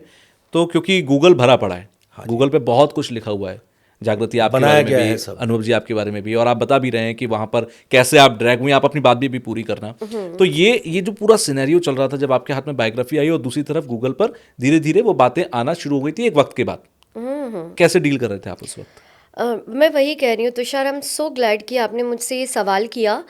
जब मैं कह रही हूँ ना कि लॉकडाउन के टाइम पे जब मैंने और आकाश ने अनुभव जी की बायोग्राफी पे काम करना शुरू किया और हम उनके घर जाते थे, हम बातचीत करते थे सबसे, आप यकीन नहीं मानेंगे, everybody was there except his own wife. मतलब लॉकडाउन Okay. में उस घर में, दिल्ली के घर में, छोटा भाई, उसकी वाइफ, उसकी बेटी और मम्मी पापा, हर कोई वहाँ पर मौजूद है। अगर कोई मौजूद नहीं है तो वो है उनकी खुद की वाइफ। एक्स। अब हाँ, उस समय तत्कालीन वाइफ। तो अब लोग, मेरा नाम सितंबर 2020 से ड्रैग करना शुरू किया गया। और ये मैं बात कर रही हूँ मार्च 2020 की, ओके। कि मार्च 2020 में already they're staying separately they're staying. 2019 में भी अलग ही रहते थे। हाँ, मतलब मैं अपना विटनेस जो ठीक है, समय मैंने जो आपने देखा उस देखा, वक्त मैं पर उसकी वहाँ बात कर रही हूँ। आप तो शायद 2015 से ही आप लोगों के बीच में वो प्रॉब्लम्स रहती थे, कहाँ थी मेरे साथ लेकिन में? और उड़ीसा का मीडिया भरा पड़ा है 2016 और 17 की न्यूज़ से कि इनके बीच में प्रॉब्लम्स चल रहे हैं, ये कभी भी अलग हो सकते हैं और सारी चीज़ें। लेकिन क्या है ना, मज़ा आया, एक नया नाम मिला, एक नया चेहरा मिला। तो मैंने जो इनको एक बुक गिफ्ट की थी, उसी पिक्चर को आधार बना के सारा मीडिया दिखाना शुरू हो गया। एंड क्योंकि मैं उस भाषा को नहीं समझती, मैं उस राज्य को बहुत अच्छे से नहीं जानती हूँ, मुझे कई महीनों तक ये भी पता नहीं है कि मेरे बारे में वहाँ पर चर्चाएं हो रही हैं। ओके। ये कितना अनफॉर्चुनेट है कि जिसके बारे में बात हो रही है, जिसको लिंक किया जा उसको रहा पता भी नहीं है। वो जानता भी नहीं है कि उसके बारे में बातचीत क्या हो रही है। तो इस तरीके से मेरी एंट्री इसमें हुई। और जब मुझे बाद में पता चला कि मुझे डोमेस्टिक वायलेंस केस में भी घसीट रखा है, मुझे डाउरी में भी डाल रखा है, तो मुझे तो ड्रैग आपने जब कर ही दिया तो फिर मैं मेरे लिए फाइट करूंगी ना। तो फिर मैं कैसे पीछे हट जाऊं जब आपने बिना मुद्दे के रीज़न बना दिया मुझे। अगर आपको कुछ भी लग भी रहा था, आपको एक औरत होने के नाते मुझे कांटेक्ट करती, बात करती, अगर मैं चलिए वो बेनिफिट ऑफ डाउट भी दे देती हूँ, she never try to contact me and she just dragged me everywhere and without saying my name, media showing my pictures without my consent. और मुझे कैसे पता चल रहा है? मेरे खुद के चैनल में लोग मुझे बुली कर रहे हैं। मेरी गाड़ी जो मैं उस वक्त चला आप तो के working आ रही थे। हूँ, लोग बोल रहे हैं अनुभव जी ने गिफ्ट की है। और मैं सोच रही गिफ्ट क्यों करेंगे, because few of them were aware कि ऐसी कुछ चर्चा चल रही है। Okay. And when I got to know, मैंने चैनल छोड़ दिया, ओके। लोकसभा टीवी। ये है कि ट्रायल कोर्ट में मैंने जब डिवोर्स फाइल किया, लड़ रहा था, वहाँ पर वर्षा प्रियदर्शिनी सेक्शन 9 लड़ रही थी, मतलब कि मेरे साथ वो रहना चाहती हैं करके, जैसे मैंने कहा। और दूसरे कोर्ट्स में डोमेस्टिक वायलेंस का, किसी दूसरे कोर्ट में 498 का, ये सब चल रहा था। बट ये तो बहुत ही कॉन्ट्रडिक्शन यहाँ पर है। यही डोमेस्टिक तो वायलेंस मजे की अगर है बात तो है। साथ में क्यों रहना? रेस्टिट्यूशन क्यों होगा? दोनों अलग अलग same हैं days। और एक ही तारीख में उन्होंने फाइल किया है किया दोनों कोर्ट्स में, दो केसेस। खैर, जो सेक्शन 9 उन्होंने फाइल किया था उसके कुछ स्टेटमेंट्स में और उसके कुछ क्रॉस एग्जामिनेशन में उन्होंने कोशिश किया मुझे कई लड़कियों के साथ जोड़ने के लिए। कैरेक्टर असैसिनेशन शुरू हुआ। यस। तो ट्रायल कोर्ट में इम्प्यून्ड ऑर्डर डिवोर्स के खिलाफ निकला जरूर, पर ट्रायल कोर्ट ने उनका सेक्शन 9 के पिटीशन को रिजेक्ट किया था। ओके। और उन्होंने अपने जजमेंट में एक बहुत ही अहम चीज को मेंशन किया है। उन्होंने लिखा है कि वर्षा प्रियदर्शिनी कई इलिसिट रिलेशनशिप्स अनुभव मोहंती को लेकर उन्होंने क्लेम किया है, उन्होंने एलेज किया है, लेकिन वो कहीं पर भी किसी भी जगह किसी भी वक्त वो प्रूव नहीं कर पाई कि ये बात सच है। वो एक भी प्रूफ उन्होंने नहीं दिया, कोई एक एविडेंस उनके पास नहीं है कि अनुभव मोहंती का किसी लड़की के साथ कोई रिश्ता है, इलिसिट रिलेशनशिप है। इस वजह से ऐसा एलिगेशन लगाना अपने पति के खिलाफ is mental cruelty to her husband, जिस वजह से मतलब उन डिवोर्स तो इम्प्यून्ड ऑर्डर था, सेक्शन 9 भी उनको अलाउ नहीं किया गया। सो वो ट्रायल कोर्ट ने भी स्टडी किया था कि वो प्रूव नहीं कर पाई, नो एविडेंस। उसके बाद डिवोर्स की डिक्री जो मुझे मिली, ये सबको जानना जरूरी है। मेरी जागृति जी से मुलाकात 2020 में हुई, मेरी शादी वर्षा प्रियदर्शिनी से 2014 में हुई, फरवरी में। मतलब 2014 फरवरी 8 को मेरी शादी होती है। मार्च के महीने में 2020 में शायद मैंने पहली बार इनसे मुलाकात किया और इंटरव्यू दिया। ठीक है। और शादी से 6 साल पहले भी मेरा लव रिलेशनशिप था वर्षा प्रियदर्शिनी के साथ जी। 12 साल से ज्यादा वक्त के बाद मैं इनके परिचय में आया। कोर्ट ने वर्षा के खुद के बयान को बेस करके कि उन्होंने स्वीकार किया कि कोई शारीरिक संबंध उन्होंने मुझे रखने नहीं दिया अपने साथ, उस पॉइंट के ऊपर में मुझे डिक्री मिला डिवोर्स का। मैं जीता, मैं डिवोर्स केस म्यूचुअली, मुझे डिवोर्स नहीं मिला है, मैं लड़ा। आप सही साबित हुए, वो गलत साबित हुई, उसके बाद मैं लड़ा, मैं सही साबित हुआ और वो खुद अपनी गलती को स्वीकार की, जिस वजह से मुझे डिवोर्स मिला। तो मुझे बता दीजिए, कोर्ट ने तो डिवोर्स मुझे या वर्षा को इसलिए नहीं दिया कि अनुभव के किसी के साथ अवैध संपर्क है। कोर्ट से ऊपर तो कुछ है नहीं। बिल्कुल।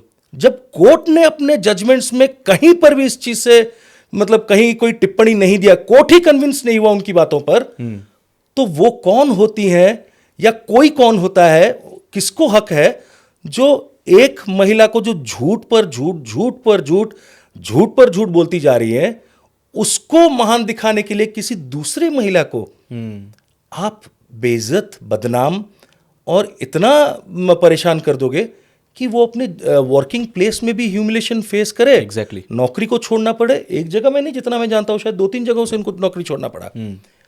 Who has given the right to do this? Every woman has equal right. Exactly. Every woman deserves respect. Every man deserves respect. अच्छा, कभी आपको ऐसा नहीं लगा कि जागृति की एंट्री की वजह से मीडिया ट्रायल में, पब्लिक ट्रायल में आपके लिए मुश्किलें आ रही हैं, कोर्ट के अंदर भी आपको मुश्किलें आ सकती हैं, तो थोड़ा सा डिस्टेंस बना लेते हैं, थोड़ा सा इन चीज़ों को रिवोक कर लेते हैं? नहीं, कभी ऐसा नहीं फील हुआ? मैं उन इंसानों में से नहीं हूं जो किसी ऐसे चीज़ों से, झूठी खोखली जो रीजंस हैं, मतलब वो तो एक कॉन्स्पिरेसी था। अगर जागृति जी नहीं आती तो भी मीडिया ग्लेयर का सामना मुझे करना पड़ता। जागृति जी अगर नहीं आती मेरी जिंदगी में, या कोई बायोग्राफी भी नहीं लिखा जाता, तो भी मेरे खिलाफ कोर्ट्स में मुझे इस तरह से परेशान किया गया होता। वहां नाम जागृति की जगह कोई और हो सकता था, कोई और होता या कुछ भी होता। अभी कुछ टाइम पहले बोला भी कि 2017 में सीएम नवीन पटनायक सर से भी इस बात का जिक्र हुआ था कि मैरिटल लाइफ में प्रॉब्लम्स हैं, मैं अलग होना चाहता हूँ। 2019 में इलेक्शन के दौरान हेलीकॉप्टर में सर के साथ में 3-4 बार फ्लाई किया हूँ। सबसे पहला सवाल 2-3-4 अगर वो मुझसे कुछ पूछते थे, सेहत, खाने पीने को लेकर, और पूछते थे how is everything in family. क्योंकि वो परेशान थे, एग्जैक्टली। वो परेशान थे, उनको फिक्र थी मेरी। जागृति, जानते कभी थे। आपको नहीं लगा कि क्यों झमेले में पड़ना, थोड़ा दूर हो जाते हैं? मैंने तो बायोग्राफी सिर्फ मेरा एक अकेले का प्रोजेक्ट नहीं था, इसमें मेरे साथ मेरे को राइटर भी थे। और जब दो लोग मिलकर एक काम करते हैं तो उसमें कोई भी डिसीजन एक इंसान का नहीं हो सकता। और जब आधी रास्ते तक मैं और अस्तित्व लगभग 1 साल तक एक साथ लिख चुके थे जब मेरा नाम उठना शुरू हुआ, जी। उसके बाद अब आप ये देखिए कि उस प्रोजेक्ट को बीच में कैसे छोड़ें। जो मैं कर सकती थी वो मैंने ये किया कि मैं खुद कई बार उड़ीसा में विजिट नहीं करती थी। आकाश उड़ीसा जाता था और आकाश कंटेंट लाता था। आकाश फिल्म मेकर या दूसरे लोगों से बातचीत करता था। मैं ज़्यादातर टाइम पर फ़ोन पे कांटेक्ट करती थी, जूम मीटिंग्स में बातचीत करती थी। ये मैं कर सकती थी। लेकिन एक वक्त आया जब आकाश ही हमारे बीच में नहीं रहा, तो मैं उस प्रोजेक्ट को बंद कर दूं तो और भी बड़ा धोखा होता मेरे दोस्त के साथ कि हम दोनों जिस प्रोजेक्ट के साथ आगे बढ़े, आज जब वो है ही नहीं और मैं उसको भी क्लोज कर दूं। तो आकाश के जाने के बाद मैंने अपनी उड़ीसा विजिट्स बढ़ाई, क्योंकि वो मेरे ऊपर एक रिस्पॉन्सिबिलिटी थी। तो मेरा उड़ीसा जाना हुआ, फिर मेरा लोगों से मिलना जुलना भी हुआ और कई तरह के मीडिया ट्रायल्स का सामना मुझे करना पड़ा। लेकिन वही है कि आपने कहा कि आप मुझे शुरू से ही जानते हैं कि मैं शुरुआत कभी अपनी तरफ से किसी पंगे की करती नहीं हूँ। और मेरे साथ एक बार ही शुरू हो तो मैं ट्राई करती हूँ कि ख़त्म मैं फिर ही मैं बता करूँ। देती हूँ कि मैं चंबल से हूँ। मैं चंबल फिर मैं बता देती हूँ कि भाई हम कोई डाकू नहीं है, हम चंबल के लोग हैं, हम बागी हैं। हमसे भिड़ोगे तो हम छोड़ेंगे नहीं, बाकी कोई प्रॉब्लम नहीं है। आप अपनी दुनिया में खुश रहिए, मुझे अपनी दुनिया में खुश रहने दीजिए। तो when I didn't start anything, लेकिन इफ़ यू ड्रैग्ड मी तो आई विल इंश्योर कि इसका खात्मा फिर मैं ही करूँ। और आकाश का किस्मत अच्छा था कि वो लड़की नहीं था। यस, अगर वो लड़की, मतलब if तो had he दोनों been के a साथ girl नाम ना, जुड़ता, दोनों के उसका साथ। नाम भी आया होता। ये तो उनको मौका मिला, उनको लगा क्या, वर्षा के मन में ये भय आया होगा कि ये बायोग्राफी लिख रहे हैं। उन्होंने मुझे कहा था, जी। तुम मेरे बारे में जो सच्चाई है वो लिखवाकर लोगों के सामने लाना चाहते हो। अच्छा, अब मैं देखती हूँ तुम कैसे हो। तो उन्होंने क्या किया, उन्होंने अटैक बायोग्राफी राइटर पर किया, जैसे कि वो बायोग्राफी ताकि बीच वो में रुक जाए। बायोग्राफी जब आए या तो रुक जाए या जब भी आए I think वो मुझे back इतनी foot पे बदनाम डालने के लिए। हो चुकी हो उस वक्त तक कि लोगों को लगेगा कि ये तो जानबूझकर लिखा गया है, वर्षा के बारे में झूठ लिखा है। या सच या नहीं है। यही कि ये प्रोजेक्ट आगे ही नहीं अच्छा, मैं बढ़े। यहीं पे एक सवाल पूछ लेता हूँ। उस पूरी बुक के अंदर, अभी हो सकता है आप रिवील ना करना चाहें, कितना पार्ट है जो वर्षा के बारे में? मुझे लगता है लोगों को पढ़ना चाहिए, क्योंकि अनुभव जी की ज़िंदगी जो है अभी 2023 दिसंबर तक तो उनकी ज़िंदगी का वो एक ऐसा हिस्सा रही है कि अगर वो 2023 दिसंबर से पहले की ज़िंदगी तक अगर अनुभव जी के बारे में बात की जाएगी तो वर्षा प्रियदर्शनी का जिक्र ज़रूर होगा। अब कितना उसमें उनको अहमियत दी गई है या उनके बारे में कितना जिक्र हुआ है, ये मुझे लगता है कि जल्दी पब्लिश होगी किताब, तो रीडर्स पढ़ेंगे तो बेहतर मतलब होगा। आप नहीं बताना चाहती? कोई नहीं, बात नहीं, हम पढ़ेंगे तब हमें लेकिन पता उन्होंने लगेगा। और एक जी। चीज़ भी मतलब छोड़ दिया। मुझे याद है जब आकाश इनके तरफ से रिप्रेजेंट करके गए थे उड़ीसा, क्योंकि दोनों पक्षों से उनको बात करना था, उन्होंने उस टाइम पे वर्षा जी से भी मतलब कांटेक्ट करने का कोशिश किया था, बट उनसे कोई कांटेक्ट नहीं हो पाया, कई कोशिशों के बात बावजूद नहीं नहीं हो की। पाया था। सो दिल्ली से मेरी एक फ्रेंड ने भी ट्राई किया था। यस, सो इसलिए मतलब वरना वो अपना राय रख सकती थी, मुझे निशान लिख सबसे सकते थे। अजीब यही लगता है कि आप मुझे इसमें ड्रैग कर दी, मेरा नाम ले रहे हैं। और मतलब अब मान लीजिए कोई पत्नी है, उसको अगर किसी के लिए ऐसा महसूस होता है कि मेरा जो पारिवारिक ज़िंदगी है वो किसी की वजह से ख़राब हो रही है, क्या वो ये कोशिश भी नहीं करती है महिला कि बातचीत करे कि आप कौन हैं, आप कैसे इस हमारे रिश्ते में आई हैं, आपका इसमें क्या इन्वॉल्वमेंट है? नहीं, आपने ना कभी बात की, ना आपने कभी मेरा जिक्र किया। आपने सीधा मुझे उठा के मीडिया में मेरे पिक्चर्स प्रोवाइड कर दिए कि इनकी वजह से सब कुछ हो रहा है। शायद वो डर था, लेकिन मैं तो आपसे बार बार यही कह रही हूँ कि जागृति 2018 में लोकसभा टीवी से जुड़ती है, 2020 में अनुभव जी को जानना शुरू करती है, और आपके डिस्प्यूट की खबरें 2015 से हैं। तब आपने जागृति की जगह किसी और को जिम्मेदार ठहराया होगा। जब 2017 में आपकी डिस्प्यूट की बात उठी तब आपने किसी और लड़की को जिम्मेदार और ठहराया जिनको होगा। जिम्मेदार ठहराया था, कोर्ट ने उसको स्वीकार भी नहीं किया क्योंकि और- आपके पास प्रूफ नहीं था, कोई proof एविडेंस नहीं नहीं था। था। कोर्ट ने वर्डिक्ट जो दिया है, डिक्री जो दी है, वो नॉन कंज्यूमेशन ऑफ मैरिज पे दी है, लेकिन आप नहीं चाहते हो, आप हमेशा चाहते हो कि वो जो फैसला है वो हमेशा एक डाइवर्जन में Exactly. रहे और हमेशा लोगों के बीच में वो द्वंद्व बना रहे। इसके लिए आप हमेशा टारगेट करते हैं कि एक महिला का नाम जरूर जुड़ा रहना जुड़ा रहे, चाहिए। जिससे कि कोर्ट के ट्रायल के दौरान उसमें फायदा मिले। अब मैं थोड़ा सा इमोशनल पहलू पर आपके आना चाहता हूँ। जब ऐसे केसेस चल रहे होते हैं तो इंडिविजुअल तौर पर, फैमिली के तौर पर इंसान एक ऐसे सिचुएशन से गुजर रहा होता है कि बहुत इमोशनल होता है। हाल में ही एक हमारे पास एग्जांपल अतुल सुभाष केस का भी है, जो सुसाइड जिन्होंने कर लिया।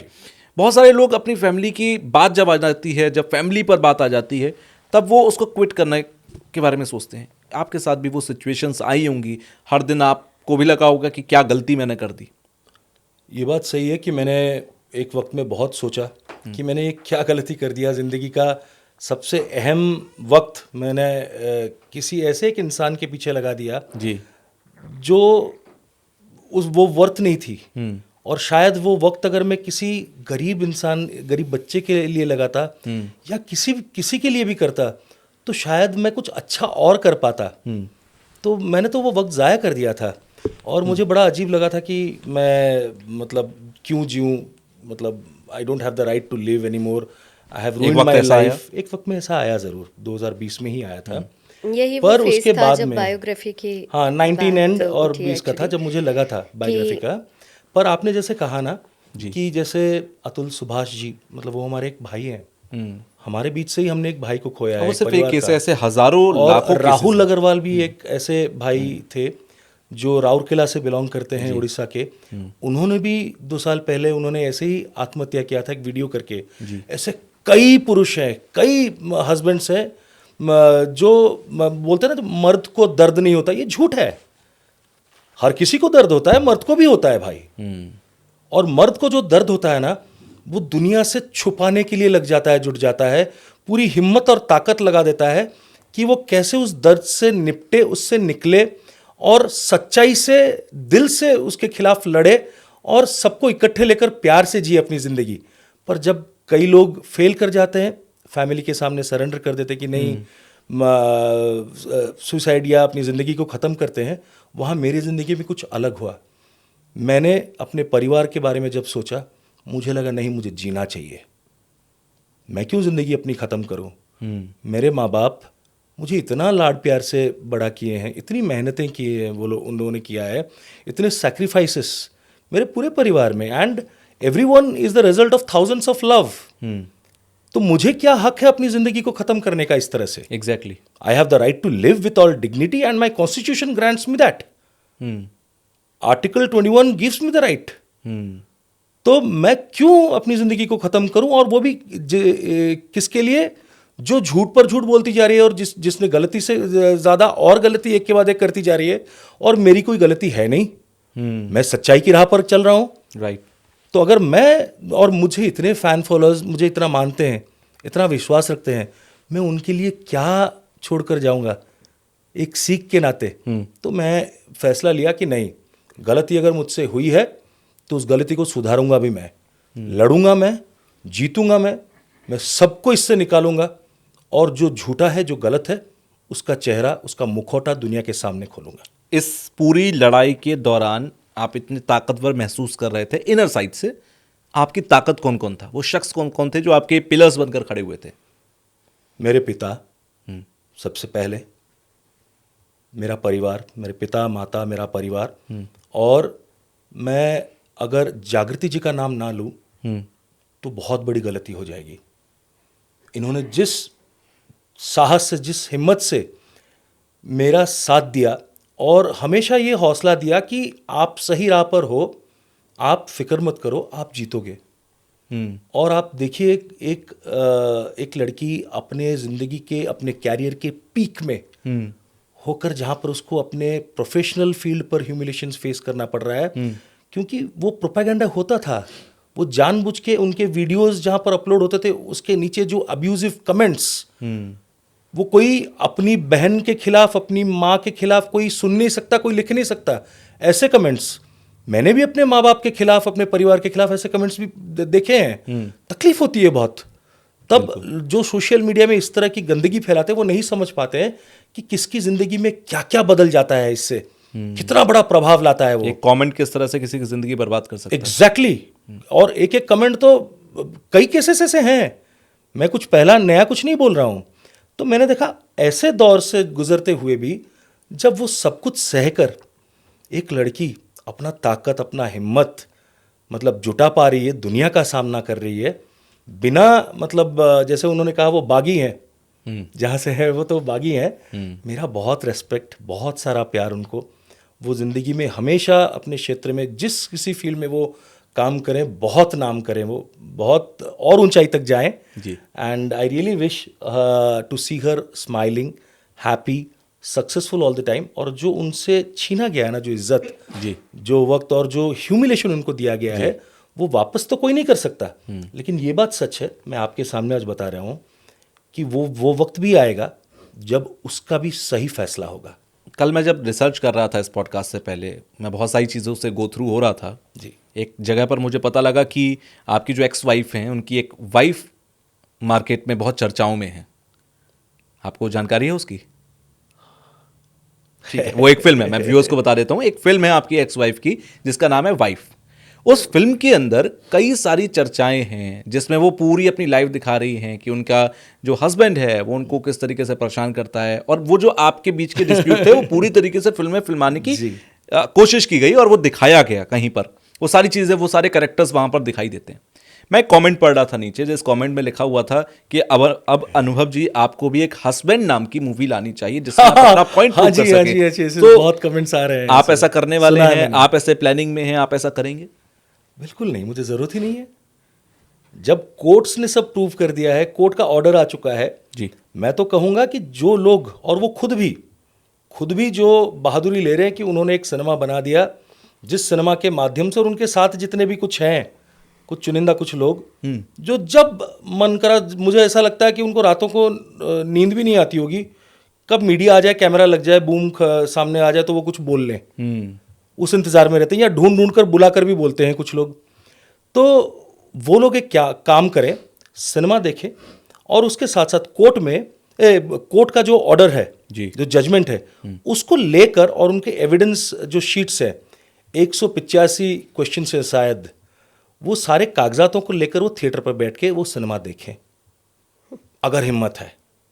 और जो जो इल्ज़ामात उन्होंने सिनेमा के माध्यम से लगाया है उसको कोर्ट पेपर में एक बार ढूंढ कर पढ़ लें कि कोर्ट ने क्या देखा है, कोर्ट ने क्या ऑब्जर्वेशन दिया है, और कोर्ट में क्या साबित हुआ है, जजमेंट क्या है, ऑर्डर्स क्या है, वो देख ले, तब उनके अकल ठिकाने आ जाएंगे। और रहा मतलब, इसीलिए मुझे नहीं लगता कि मुझे हस्बैंड सिनेमा एक बनाना है, लेकिन हाँ, मैं ज़रूरत अगर पड़ेगा अतुल सुभाष भाई के लिए, राहुल अग्रवाल भाई के लिए, या इन जैसे सभी भाइयों के लिए, सभी हस्बैंड्स के लिए, मैं सच्चाई को सामने लाने के लिए और लीगल केसेस में लॉ को किस तरह से मिसयूज किया जाता है उसको एक्सपोज करने के लिए अगर सिनेमा कभी मुझे बनाना पड़े जी, तो जरूर बनाऊंगा, कभी पीछे नहीं हटूंगा। और वो भी फैक्ट्स एंड फिगर्स के साथ बनाऊंगा। कोई झूठे इल्जामात किसी के खिलाफ नहीं लगाऊंगा, किसी को इंटेंशनली बदनाम करने के लिए, गिराने के लिए समाज के आगे, या किसी को गलत दर्शाने के लिए वो नहीं करूंगा।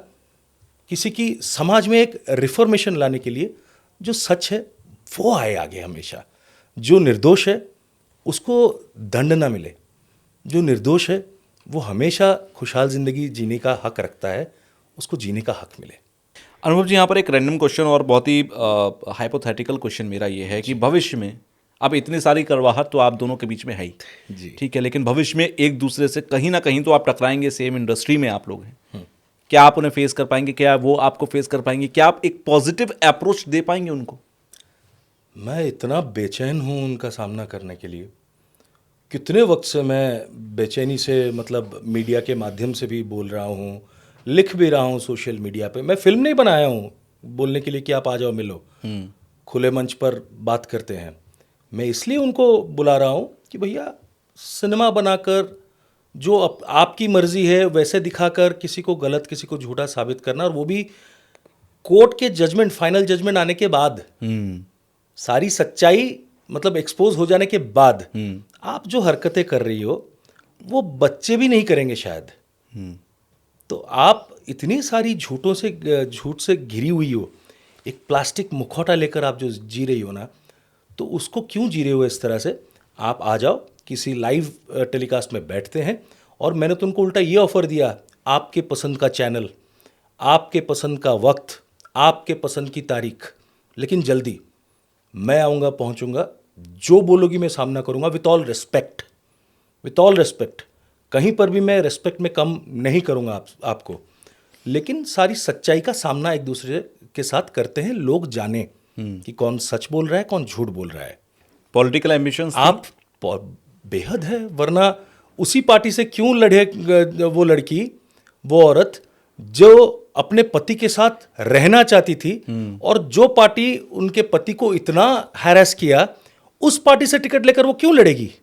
अगर वो सच में पति से इतनी मोहब्बत कर रही थी, वो इनकार कर देती, भाई आप लोगों ने मेरे पति के साथ नाइंसाफी किया है, मैं नहीं लड़ूंगी आपके पार्टी से, टिकट नहीं लूंगी आपके पार्टी से। तब समझ में आता कि अरे हाँ, प्यार था इनको। वो सनातन धर्म की बात कर रही है, वो जगन्नाथ संस्कृति की बात कर रही हैं, जो सनातन धर्म को ठीक से समझी भी नहीं है, जानी भी नहीं है।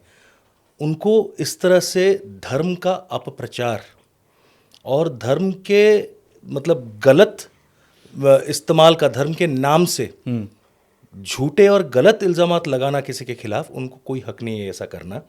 तो मैं उनसे निवेदन करूँगा अपने आत्मा से कि इस तरह से धर्म को लेकर झूठी अफवाहें ना फैलाएं। सनातन धर्म बहुत बड़ा धर्म है, सबसे बड़ा धर्म है, मैं तो मानता हूँ एकमात्र है। बिल्कुल। तो उसकी इज्जत वो करना सीखें। जगन्नाथ संस्कृति हम उड़ीसा वासियों की खाली मतलब वो भगवान नहीं है, वो पूरे जगत के नाथ है। जगन्नाथ इसीलिए उनका नाम रखा गया है। तो उनके नाम से लेकर कि जगन्नाथ महाप्रभु से जब माता लक्ष्मी नाराज़ हो जाती थी तो ये रसगुल्ले देकर उनको मना लेते थे। आप अगर कभी भी एक दिन के लिए मेरी पत्नी बनने की इच्छा भी जाहिर की होती तो मैं आपको रसगुल्ले क्या क्या खिलाता, ये सब खिलाया है मैंने, लेकिन आपने मुझे कभी वो दर्जा दिया ही नहीं, कभी वो पति का दर्जा दिया नहीं था। सो मेरा रिक्वेस्ट आपके माध्यम से उनको ये रहेगा कि ये ढोंग, ये ड्रामा और धर्म का गलत प्रचार वो तो कम से कम ना करे। जागृति, जब ये सारा सीन चल रहा था, ठीक है, आपको लगातार ट्रोलर्स ट्रोल कर रहे थे, जब आपके लिए भद्दी भद्दी बातें कमेंट सेक्शन में की जा रही थी, इंडिविजुअल तौर पर तो आप बागी हैं, ठीक है, आप पहले से आदी हैं ट्रोलर्स को झेलने के लिए, आप तो झेल रही थी। लेकिन फैमिली की बात जब आती है, जब जैसे मैंने अनुभव जी की भी बात की थी, फैमिली की जब बात आती है तो इंसान टूट जाता है। जी। आपकी फैमिली भी सफ़र कर रही होगी, आपकी फैमिली का भी आपके ऊपर प्रेशर आया होगा, फैमिली के अंदर कितना डिस्टर्बेंस हुआ उस चीज़ का? बहुत ज़्यादा, मैं बयान नहीं कर सकती। मैं जिस जगह से बिलोंग करती हूँ वो मध्य प्रदेश का सबसे छोटा ज़िला है, बुंदेलखंड और चंबल का मिश्रण है। इतना ऑर्थोडॉक्स हमारा समाज है, उस बीच से जैसे तैसे बगावत करके मैं बाहर तो निकल आई कुछ साल पहले, और अपने आप को प्रूव करने के लिए जद्दोजहद करती रही, करियर हो चाहे राइटिंग के जरिए या कोई भी किसी भी तरीके से। बिल्कुल। लेकिन किसी भी माँ बाप के लिए जब उसकी बेटी को कुछ ऐसे टैग्स दिए जाते हैं जिन्हें सहना बहुत मुश्किल होता है, तो ऐसे में आप कितने भी स्ट्रांग हों, आप कितना भी अपने आप को बोल्ड कह लें, आप अपने आप को कितना भी स्ट्रेट फॉरवर्ड कह लें, अपने आप को कितना भी बगावती कह लें, लेकिन आप वहाँ कमज़ोर पड़ने लगते हैं व्हेन योर फैमिली क्राई कि ये सब क्यों हो रहा है, ये क्योंकि सब फैमिली भी इसमें क्यों चार हो लोग गया? क्या कहेंगे वाले सिस्टम पर चलती है। चार, मेरी फैमिली को सबसे पहले तो यही नहीं समझ में आ रहा कि हम यहाँ बुंदेलखंड मध्य प्रदेश के लोग, ये वहाँ दिल्ली में नौकरी कर रही है, इसके चर्चे वहाँ उड़ीसा में हो रहे हैं, मतलब कोई और छोर नहीं, कहीं दूर दूर तक कोई ताल्लुकात नहीं, और वहाँ पे मीडिया में, कोर्ट में, हर जगह पर आप घसीट रहे हो। कभी कभी आप मेरे नाम की कंप्लेंट देने पुलिस को पहुँच जाते हो, वो भी कहाँ, उड़ीसा में, और मैं बैठी हूँ दिल्ली में। ठीक है, तो मेरे माँ बाप के लिए समझ से परे था ये सब समझना। लेकिन मैं ये कहूँगी कि पेशेंस इज़ द की। जब धीरे धीरे धीरे धीरे पेशेंस रखने के बाद, क्योंकि जब बहुत कुछ एक साथ चल रहा होता है तब सब कुछ सही नहीं हो सकता, लेकिन पेशेंस इज़ द की, कि धीरे धीरे धीरे धीरे पेरेंट्स की तरफ से, स्पेशली अनुभव जी की जो फैमिली रही वो बहुत सपोर्टिव रही मेरे लिए, स्पेशली हिज फादर। अब भी तो उनके फादर नहीं है इस दुनिया में, लेकिन He loved her so much. उनका बहुत बड़ा रोल रहा है मुझे मेंटली स्ट्रॉन्ग करने में, मेरे पेरेंट्स को मेंटली स्ट्रॉन्ग करने में, क्योंकि मुझे लगता है कि ये लोग तो पब्लिक फिगर्स थे जी। इनके बारे में चर्चा करने से वहाँ की मीडिया को बहुत सारे व्यूज़ मिलते हैं, टीआरपी मिलती है, उनको कंटेंट मिलता है, लेकिन मैं तो बेवजह घसीट रही थी।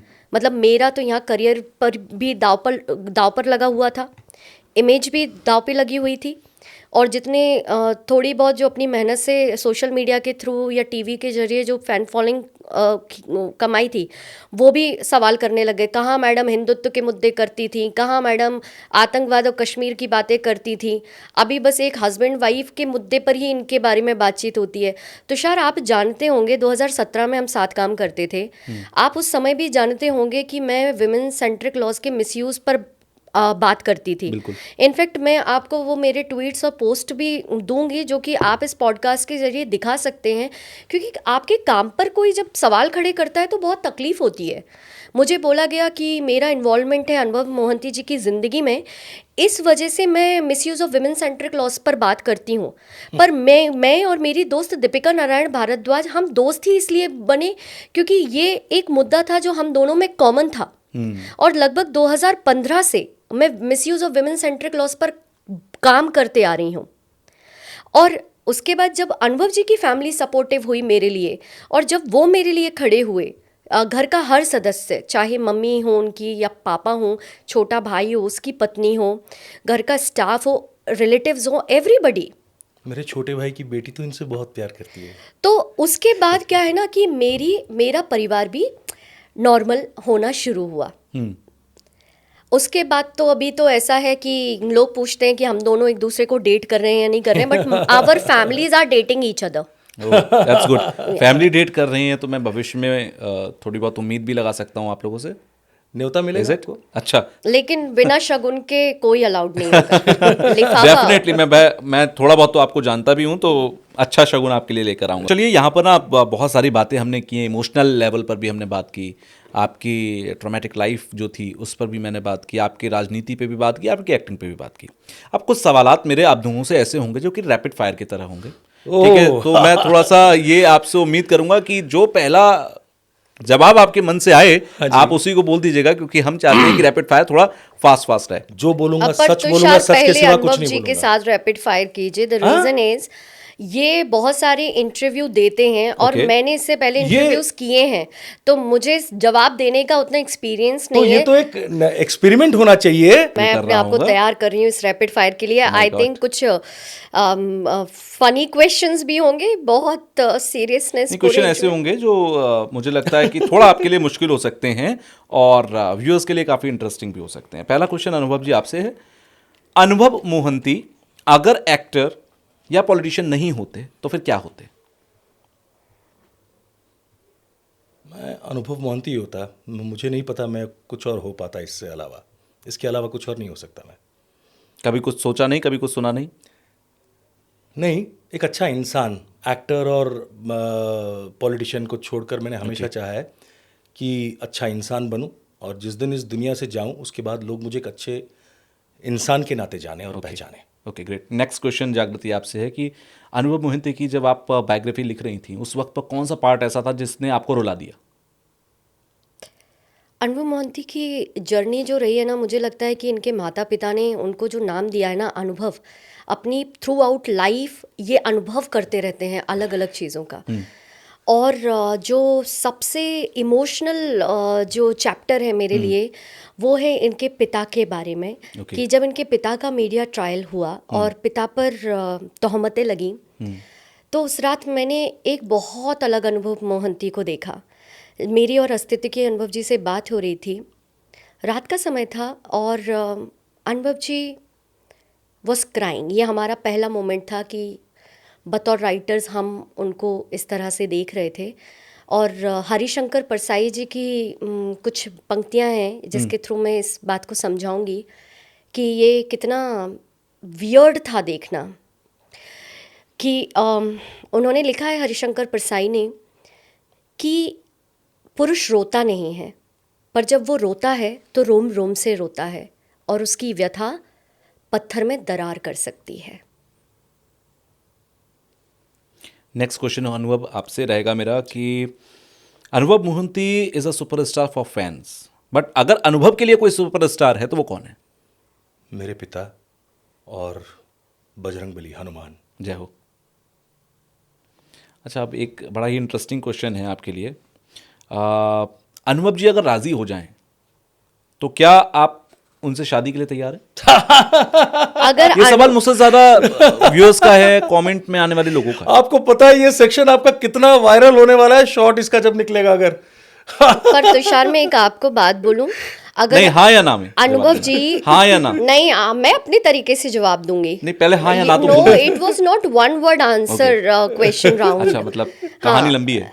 कहानी लंबी नहीं है, कहानी छोटी है। अगर अनुभव जी दूसरी शादी के लिए तैयार हो जाएं, ओके, दूसरी मेरी पहली नहीं हुई है। फोरम Okay, में that's good. तो अगर अनुभव जी अभी शादी के लिए तैयार हो जाएं तो मुझे लगता है कि अनुभव जी का स्वयंवधु हो जाएगा।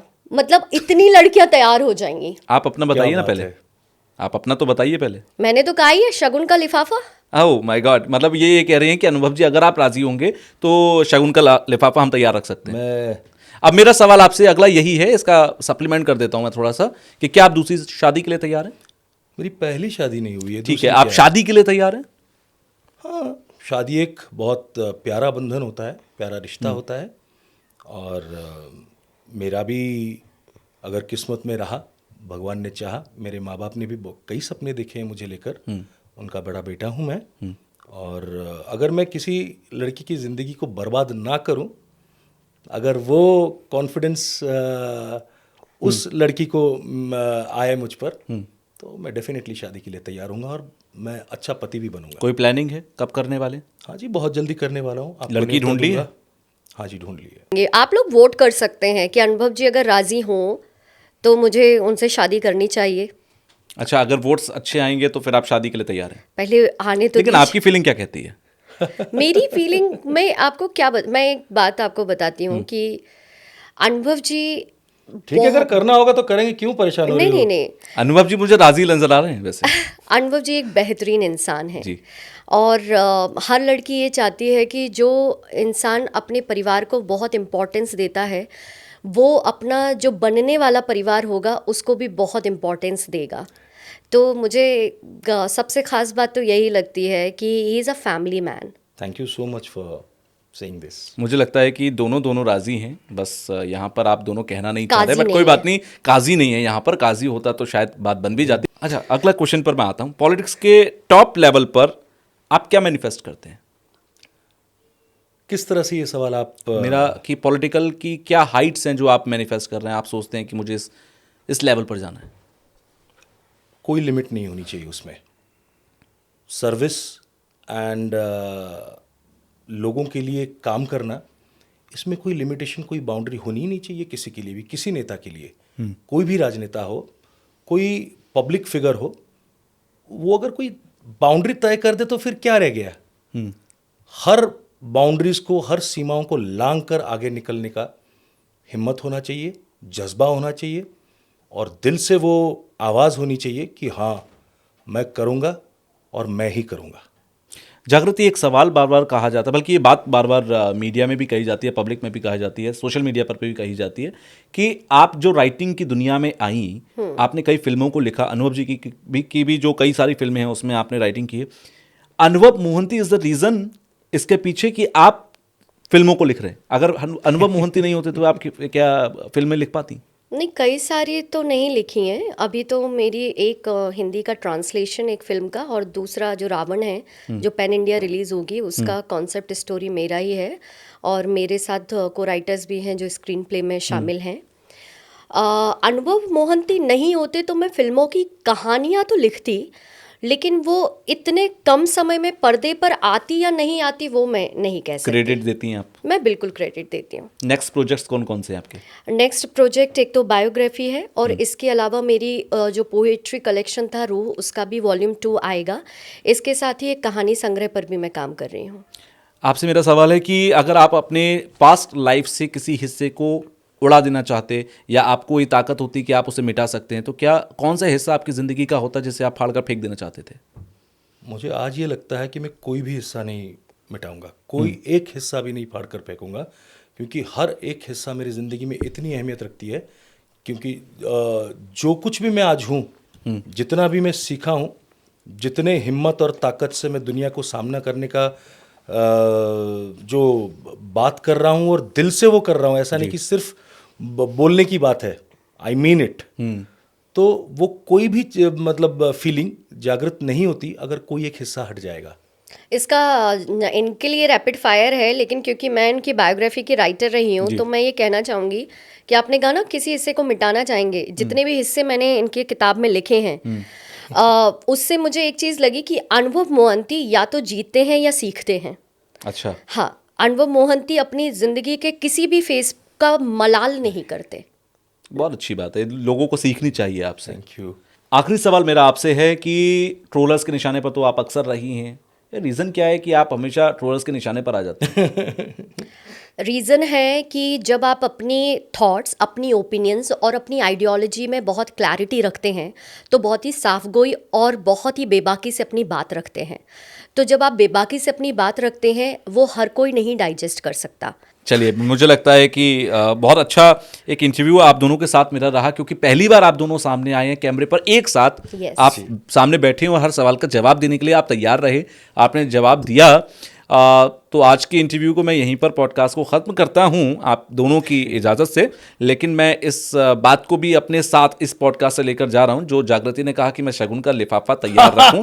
बहुत जल्दी मुझे न्योता मिलने वाला है। मुझे लगता है कि चाहे आप दोनों की साथ में या फिर आप दोनों की अलग अलग, जब भी शादी होगी तो वो फ़ोटो मैं बहुत ज़रूर अपने व्यूअर्स के साथ शेयर करूंगा कि यहाँ पर जो बातें हुई हैं वो सच हैं, या जो बातें सोशल मीडिया पर होती रही। साथ हो या हमारी शादी अलग अलग लोगों से हो, लिफाफे 2 आने चाहिए। ओके। और For एक sure. ही शादी होनी चाहिए, आखिरी शादी होनी चाहिए, वो सबसे ज़्यादा ज़रूरी है। खुशहाल शादी। खुशहाल शादी आप दोनों को। चलिए, शुभकामनाएं मेरी आपकी बुक के लिए भी, आपकी फिल्मों के लिए भी, Thank you. और साथ ही साथ आप दोनों की शादियों के लिए भी। Thank you. Thank you. Thank you so much Tushar, thank you. बहुत अच्छा लगा आपके साथ ये पॉडकास्ट में। Thank you. Loved it.